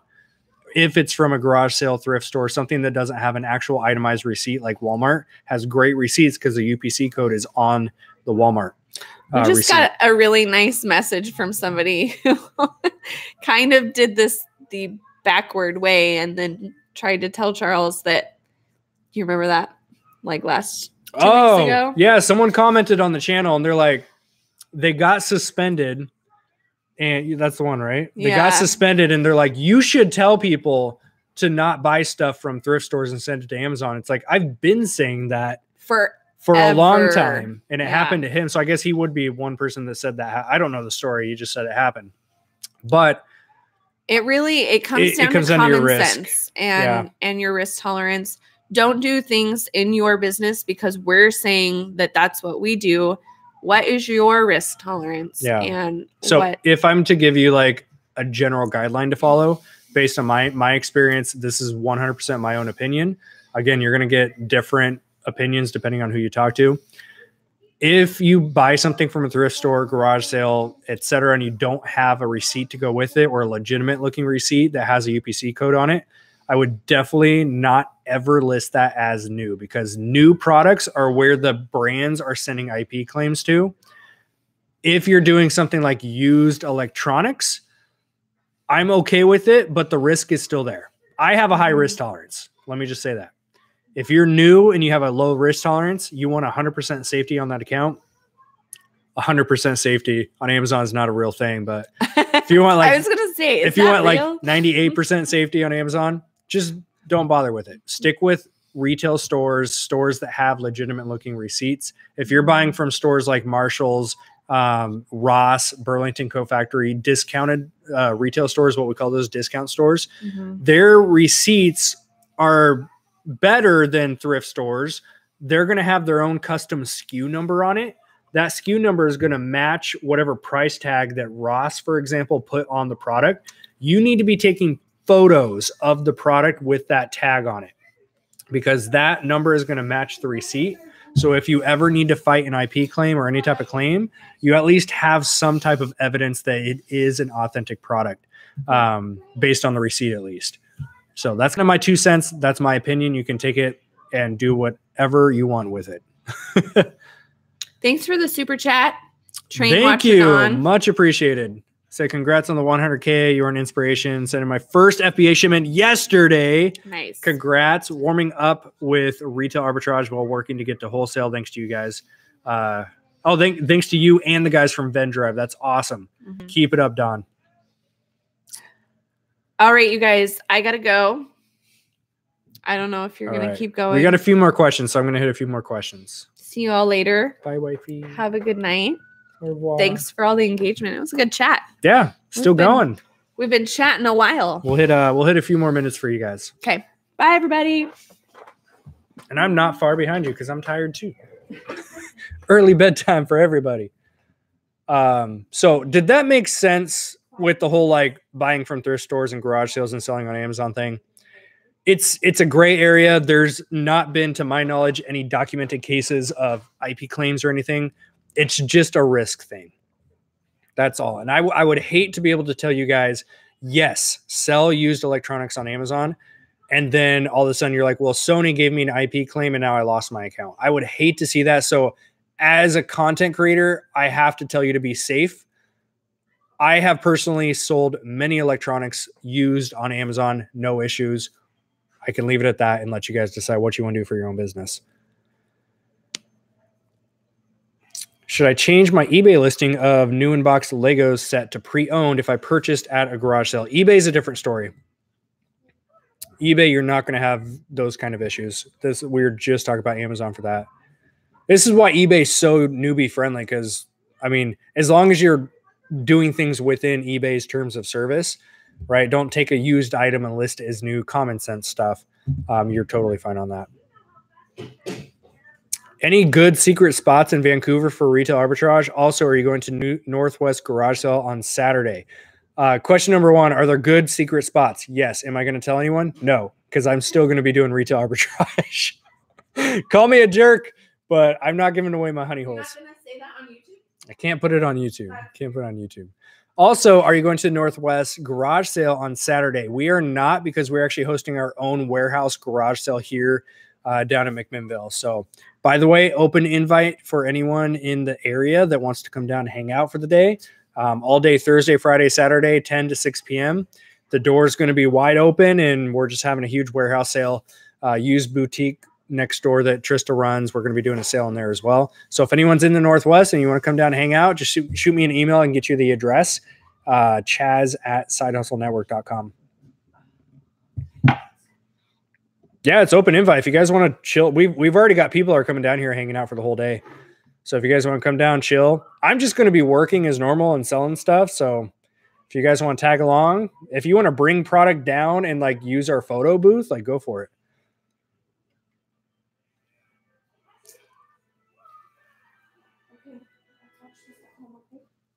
If you haven't already, go to their previous giveaway video. Best of luck to everyone. Yes, we did post the giveaway video. Everyone has 1 week to enter. Pretty simple. Just go hop on our email list. We're going to go on our email list and choose random winners. There's 46 spots for winners, so pretty good odds there. Maybe we can put this in mommy's phone, okay? Okay. What programs do you use that you have to pay monthly for, and do you feel they are truly necessary? I have cut a lot of paid stuff over the last few months. I'm only using the ones that I feel are necessary for my business. Inventory Lab is one of them. I actually have I have a list of them I keep. So let me pull up. So here's exactly what I pay for.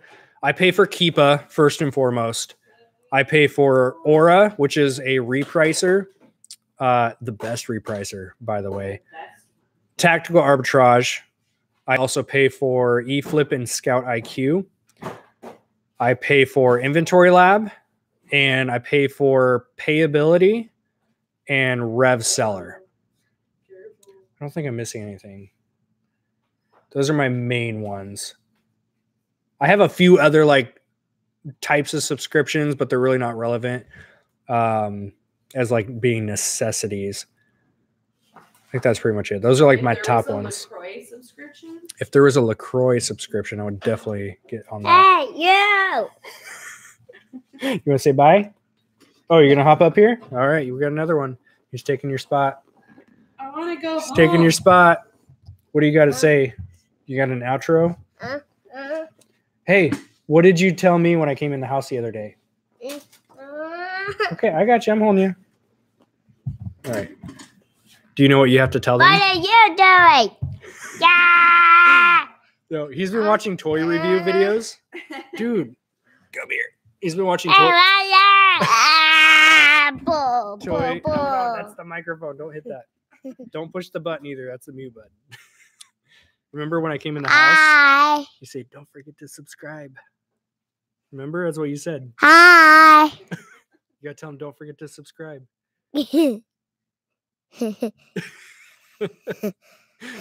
you cracking yourself up right now? Don't forget to subscribe. All right, get out of here. Okay, let's go. Let's go. Oh, that's hilarious. I didn't know that he knew that term, but he's been watching toy review videos. So I came in the house the other day. I was like, buddy, I haven't seen you all day. And he goes, don't forget to hit subscribe. It's so funny. All right. And that's real life behind the scenes. Which is why you guys show up here, right? Oh, yes. BrickSeek is the other one that I use.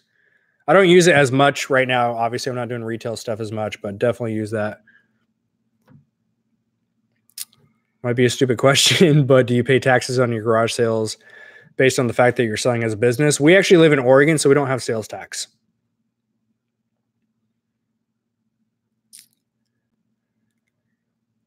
For electronics, what is your filter for scouting, rank reviews, other seller account, even more? Can you give your fave categories for RA and associate with rank res? If we can share. Joshua, you're overthinking it. To a degree, I'll look at competition as far as how many other sellers.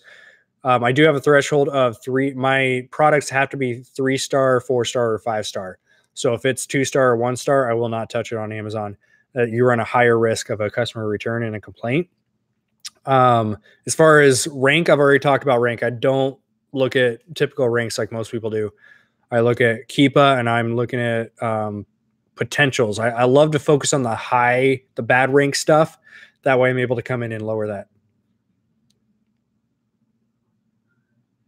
What's the third and the fourth? That's eFlip and Scout IQ. eFlip is for Amazon to Amazon flips for books, and Scout IQ is a scouting app. So like your Amazon sellers app, but on steroids. So it's specifically designed for books. So if you scan a lot of books, Scout IQ is definitely going to be a good one for you. Speaking of Aura, we gave Dylan, we gave you guys a shout out. Dylan Carter is in the house. All right, let me find. Yeah, I don't have any links posted yet, but if you guys want information on any of the products that I just described, the ones that we personally subscribe to, I'll put them inside of the description of the video below. So if you're watching live, after this is done, you just come back to the video and look in the description. How many items do we have listed on eBay? On our electronics account, I've got just under 200 listings. On Trista's account, which is primarily shoes, clothing, and toys and hard goods, that one's got I think just under 700. And after the 10K challenge is done with the electronics account, we're actually going to go back and just use one account for everything. And I think between the two of us hitting it full force on one account, we're going to do really well with that. I don't know. I feel like, because this topic was brought up the last week, I think, and it's something that's always running through my head, is I wonder how much traffic we're missing out on because we have split 2 accounts. I think if we just both focus on one account, we could blow that up.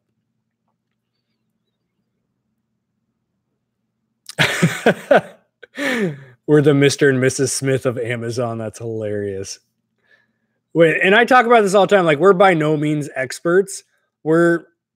Nothing has changed in the last almost 4 years that we've been selling online between Amazon, eBay, and producing content on YouTube. In the last almost 4 years, nothing's changed. We're still not experts in any one category or topic.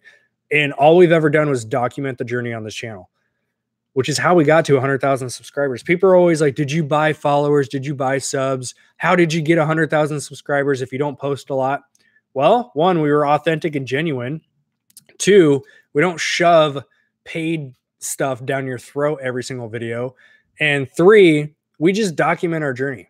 I think people love to follow the process more than they love to see results. And I think too many people in the YouTube space, if I'm just being completely transparent with you guys, I think too many people they come into YouTube and they're trying to focus on like, here's the results I got of this. Here's the results I got of that. Here's how much money I made doing this. Like, I don't think people care so much about that.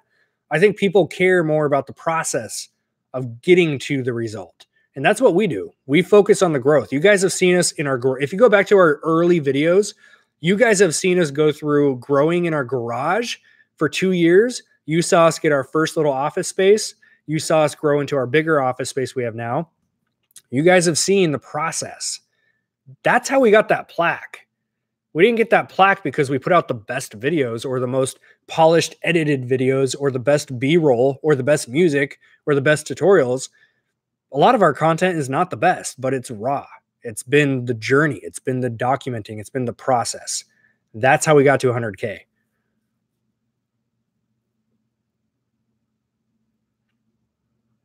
Yeah, it's the Gary Vee process, man. Like, a lot of people can rag on Gary Vee for different stuff, and that's totally fine. But I 1000% agree with what he talks about. Document, don't create. That's what I've done. We've documented our journey this whole time. Like you saw our 4-year-old running around here being loud and noisy. We're not going to edit that out. We're not going to polish it. We're not going to say sorry for it. Like, welcome to the Side Hustle Network. This is behind the scenes documenting. That's what this channel is. Yeah, I don't like going fancy. Like any nice edits that you guys see in my videos, it's my editor. I don't do it. I used to do it, but I don't like to sit and edit for 2 hours at the end of every night. Like I got better shit to do with my time. I want to hang out with my 4-year-old and my wife. And we've got another little one that's going to be here June 1st. Like I want to have some time freedom and not be stuck editing and making fancy videos. I would rather open up my camera, be like, hey guys, here's what I'm doing today. That's it. And y'all keep showing up. So I guess we're doing something okay, right?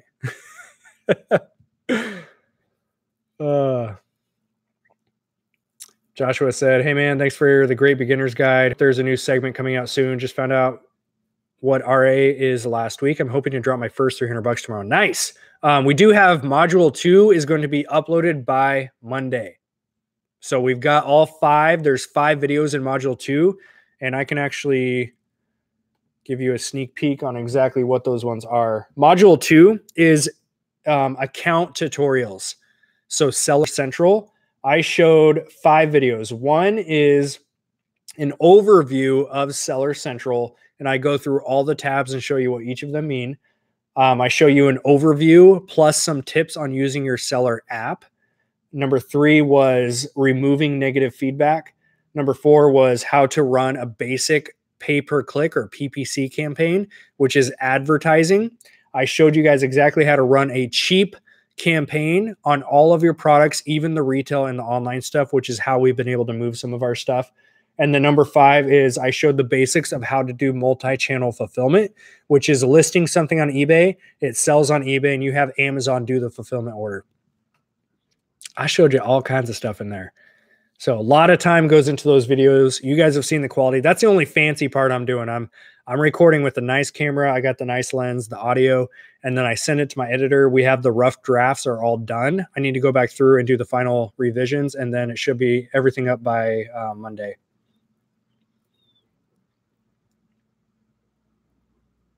Hey, there we go. Debbie lived in Bend, Sisters, Redmond.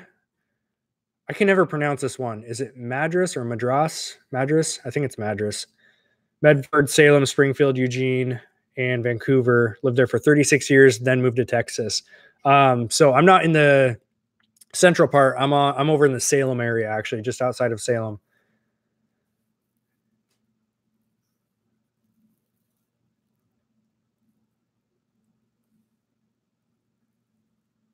Are the modules for eBay? These modules right now, it's an entire FBA course I'm putting out 100% for free. So that one, it's all Amazon related. But after the Amazon one is done, then I'm going to be hammering out an eBay specific one. The same style that you guys can see with me going through different topics and the visuals on the screen. What strategies am I using in Aura? I use just a basic ROI strategy. I start most of my products at 100% ROI, and I have different ones set up. So I have 100%, a 70, a 50, 30, 20, 10, and then a 1%, which is my liquidate strategy. So I start most things at 100%, depending on the product, but I'll start at 100, and I keep an eye on those listings, and I drop them as I need to. Have I ever been to Denver? Yes. I usually am in Denver at least once a year. And I'm actually planning on going back. I don't know if I'm going to make it out this year. We have the baby due on June 1st. So obviously I can't get out. I can't get away. I don't have permission to leave Oregon for about 2 months. So I don't know if I'll make it to Denver this year. If I do, it's going to be because I'm going to go garage sale. I went there last year and I went to about 5 garage sales and I was blown away because your garage sales are so good in Denver. So what I want to do is fly to Denver. That's going to cost me like $200. And get a hotel or an Airbnb for a couple nights. That's, another like $300. So basically $500 to get my butt down there and stay there. I want to go and just destroy garage sales and then ship stuff back home. That way I'm able to basically pay for my trip and make money. So if I get to Denver this year, that's what it's going to be for. Of course, when I travel, I host meetups. So there will be a meetup too. I just listed some scrapbooking supplies and I have to hunt for them. Having a hard time figuring out eBay, but getting there. It's all practice. It's all practice, Debbie. Running an eBay and Amazon business, like reselling in general, it's no different than anything else in life. Like you're going to suck when you start. And I think that's a topic that needs to be talked about real quick. You need to lower your expectation for yourself in the beginning because you're going to suck at it, right? Think about when you were a baby and you learn how to walk. You didn't fall on your ass and then go, well, guess that's not going to work out for me. You got back up, you tried again, you practiced, and you got better. And look at you now.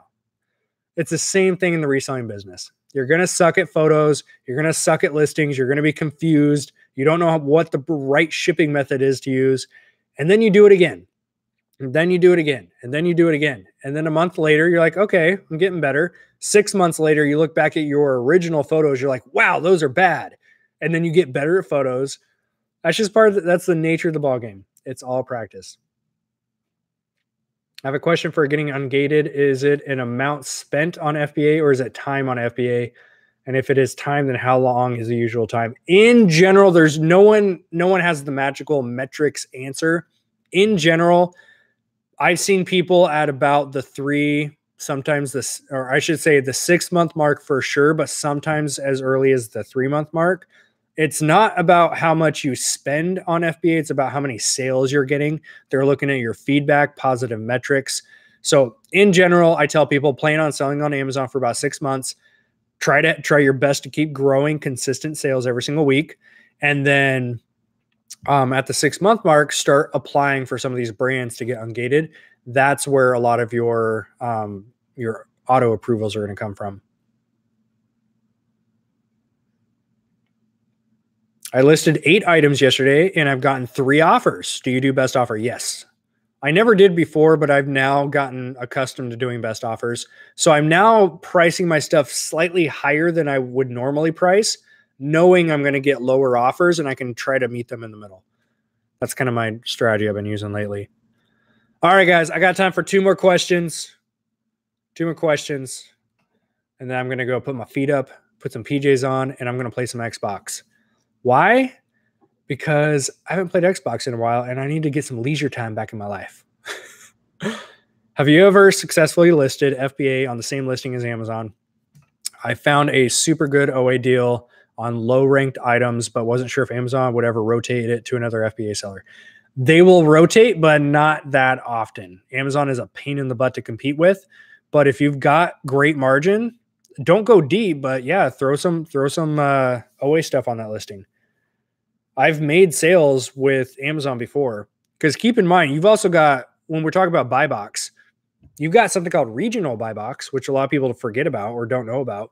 Regional buy box, let's say Amazon on the East Coast has warehouses full of product A and they're on the listing.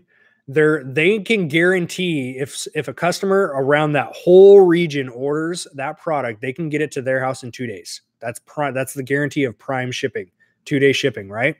If someone and I also send in product, let's say I send my product, but it goes to a Los Angeles or an LA warehouse on the West Coast.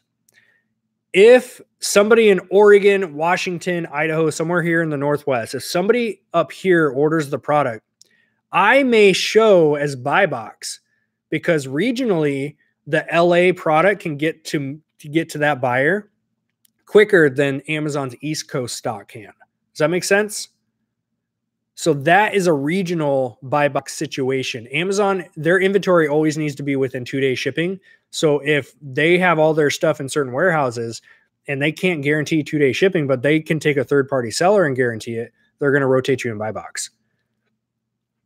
And I've seen that case many times. I've been on listings with Amazon where they're priced at like 20 and I sell something for 25 because chances are I got rotated in some type of regional buy box.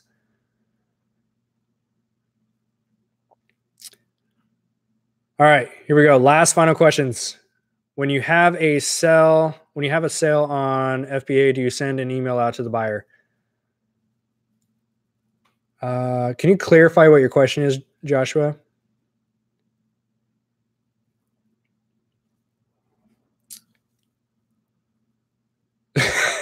That's hilarious.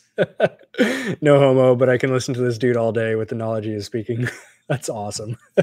And again, I'm by no means an expert in this stuff, guys. Like there are so many people I can point you to that know way more than I do.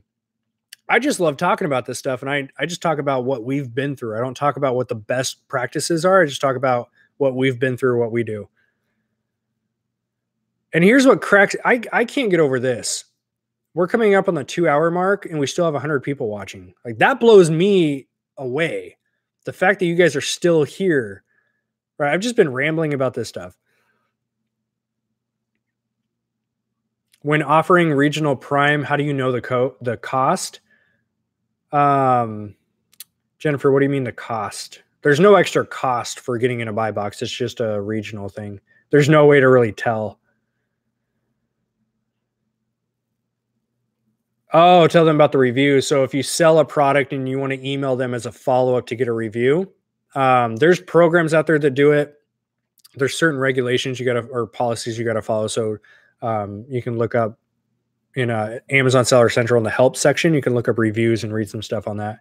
I personally don't even bother with it, primarily because Amazon, like Dylan can talk about this too. Like I need to get Dylan back on the channel because he's Dylan's a prime example. This dude is 10 times smarter than I am with the Amazon space. So I need to get him back on as a guest speaker, and we'll powwow over some stuff. But Amazon is a pain in the butt when it comes to customer reviews for you, because if you come from I come from an eBay mindset now, where eBay thrives on reviews, feedback for each other. So like, it's common sense. If you buy a product or sell a product, you leave a feedback for each other. Amazon is like pulling friggin' teeth to get someone to leave a feedback. You can sell 1,000 items and get one feedback, and that's pretty decent. There's automated softwares and different things that can help you out with it, but I honestly don't even worry about it. I don't focus on it. I don't send out follow-up emails. Maybe I should. I don't know. It's just not something I've messed with. Yeah, Dylan, let's get a date on the books, because Dylan's definitely one of our favorites to get here on the channel, Dylan and James. And we'll just do if Dylan's busy, but if he's got time, let's just chat for 2 hours, no topic, and just see where it goes. You guys good with that? We'll just do like a 2-hour powwow. Those are some of my favorite videos to watch. That's why I tend to do long tail Q&A sessions like this, because I mean, there's a time and a place for yes, short 10-minute tutorial, get your information, get off. But there's also a place like this where it's 2 hours, super casual and laid back. I get a lot out of watching this style of content. I think that's why I gravitate towards producing this style of content. All right, Thursday evenings. Let's do it. Yeah, Dylan's awesome. Dylan's got that podcast voice too. Those people that they do a podcast and they just probably shouldn't do a podcast. Dylan's got one of those voices that's just you can listen to him all day. He's fantastic at explaining things. I'm definitely not a crisp, clean podcast voice.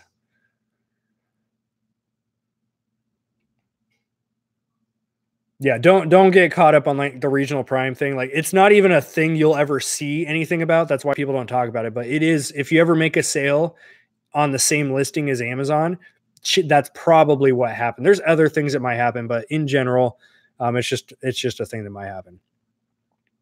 Yeah, we'll do a marathon. I still want to do a day where I just turn this camera on for 8 hours. And I'll do my work. You guys will see me do some eBay shipping. I'll be doing some listing, all this kind of stuff. Maybe some phone calls with some clients. I still would think that'd be fun. I don't know if anyone would actually watch it, but it'd be fun. Just turn the camera on, just let it roll for 8 hours. You guys can see a whole work day. That's like a true vlog. You can't beat that. Pacific 49 just got on, said that they're late. All right, let me restart the whole thing. Let's go. All right, so we first... Welcome in. You'll have to rewatch the whole recording. We're on hour 2 now. Does doing a PPC help when you're on a listing with Amazon? I've heard that. Yeah, it can. Because PPC, what it does, and I explained it in the tutorial video that I have being edited right now. In the tutorial video, I show you what it means. So when you type in, let's say iPhone X. So you type in iPhone X and you'll see these 2 sponsored spots at the top. Those are people are running PPC on those listings. And if a customer clicks on that, that's when you get charged. You know, you can do like 5 cents or 10 cents or whatever you want to do. Ah, that's not a bad idea. Turn it on during the warehouse sale. That is a legit idea. So now my question is, for those of you that are crazy enough or just bored enough to still be here, comment below, should we turn on this webcam during the warehouse sale days? You guys can see the like actual garage sale action. You guys will see me doing some actual work and some photos and stuff like that.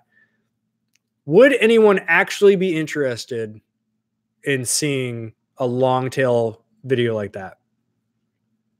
That's a good idea. I would watch that kind of stuff. That's why I love producing that kind of stuff, because I would watch it. I don't know what the legality is of recording when people are walking in the building. I feel like because we're technically a business, I would have to have some type of form for release. And that would be a pain in the butt if I have to have every single person. I think we'll have a lot of people come through here. I don't know. Maybe I should look. I'll look in the... I could put up a sign. That's very true. Because I guess it's no different than like Walmart has, you know, the signs that say you're on surveillance camera.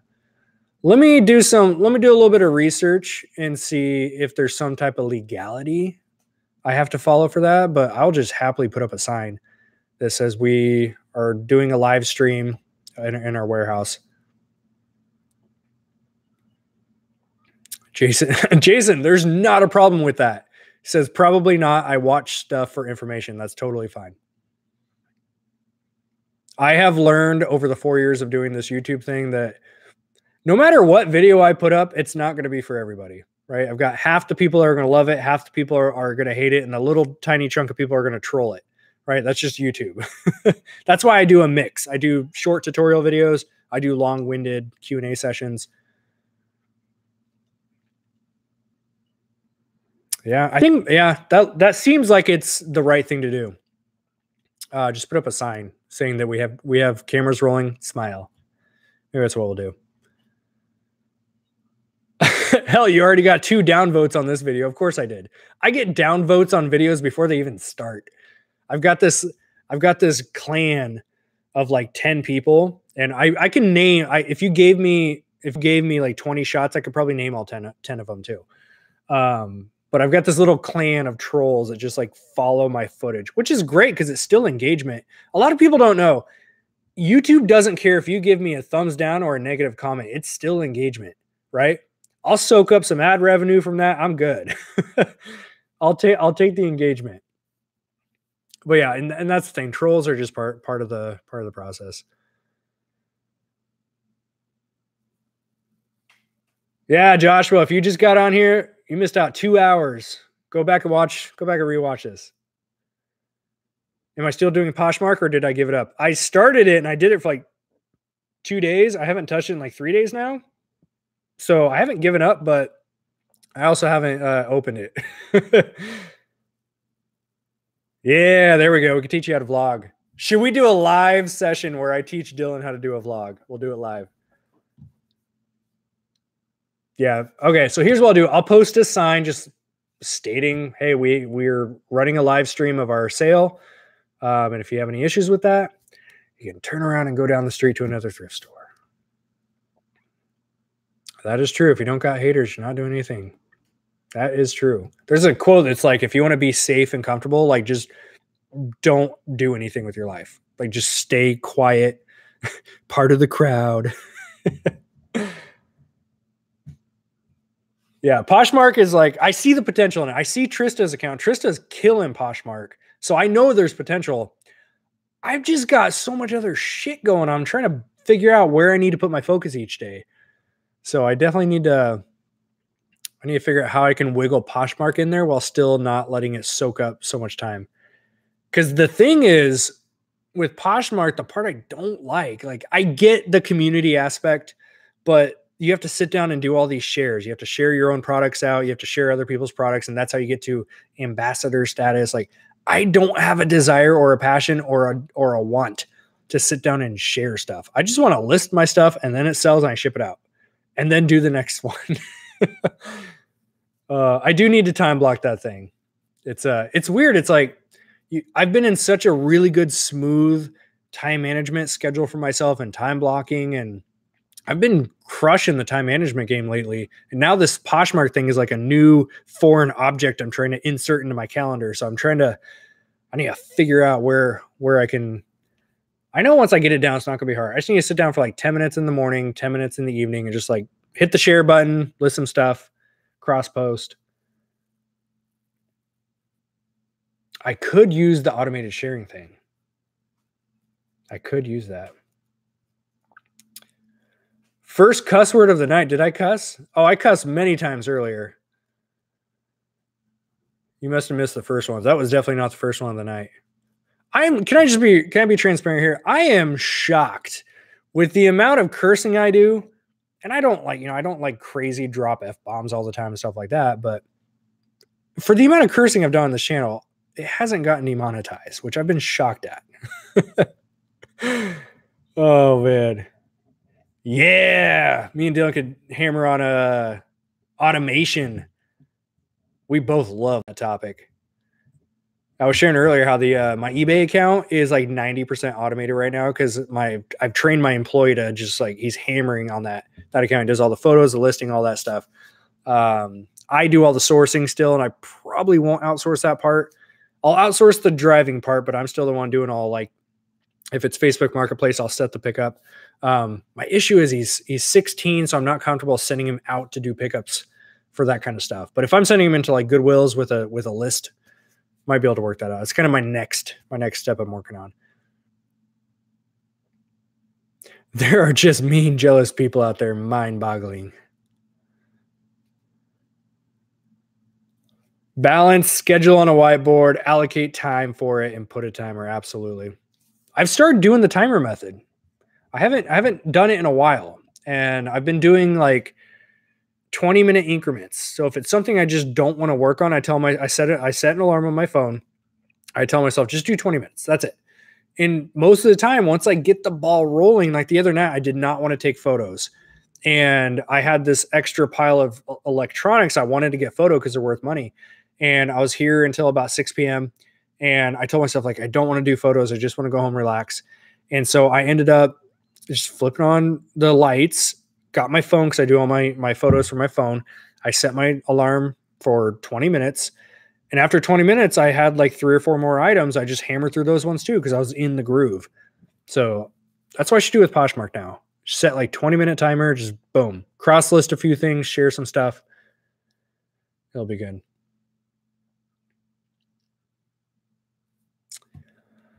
All right, my friends, it's official. We're clocking out at the 2-hour mark. Thank you. Thank you. Thank you for everyone that tuned in. We're at 2 hours and 3 minutes. We still have people watching this, so I cannot thank you guys enough. We dropped a lot of different like services, softwares, Aura, Vendrive, etc. If you want any information on that, we have our links in the description of the video. Be sure to check out their podcast. Like I said, Dylan's got the podcast voice, so go give him a follow over there.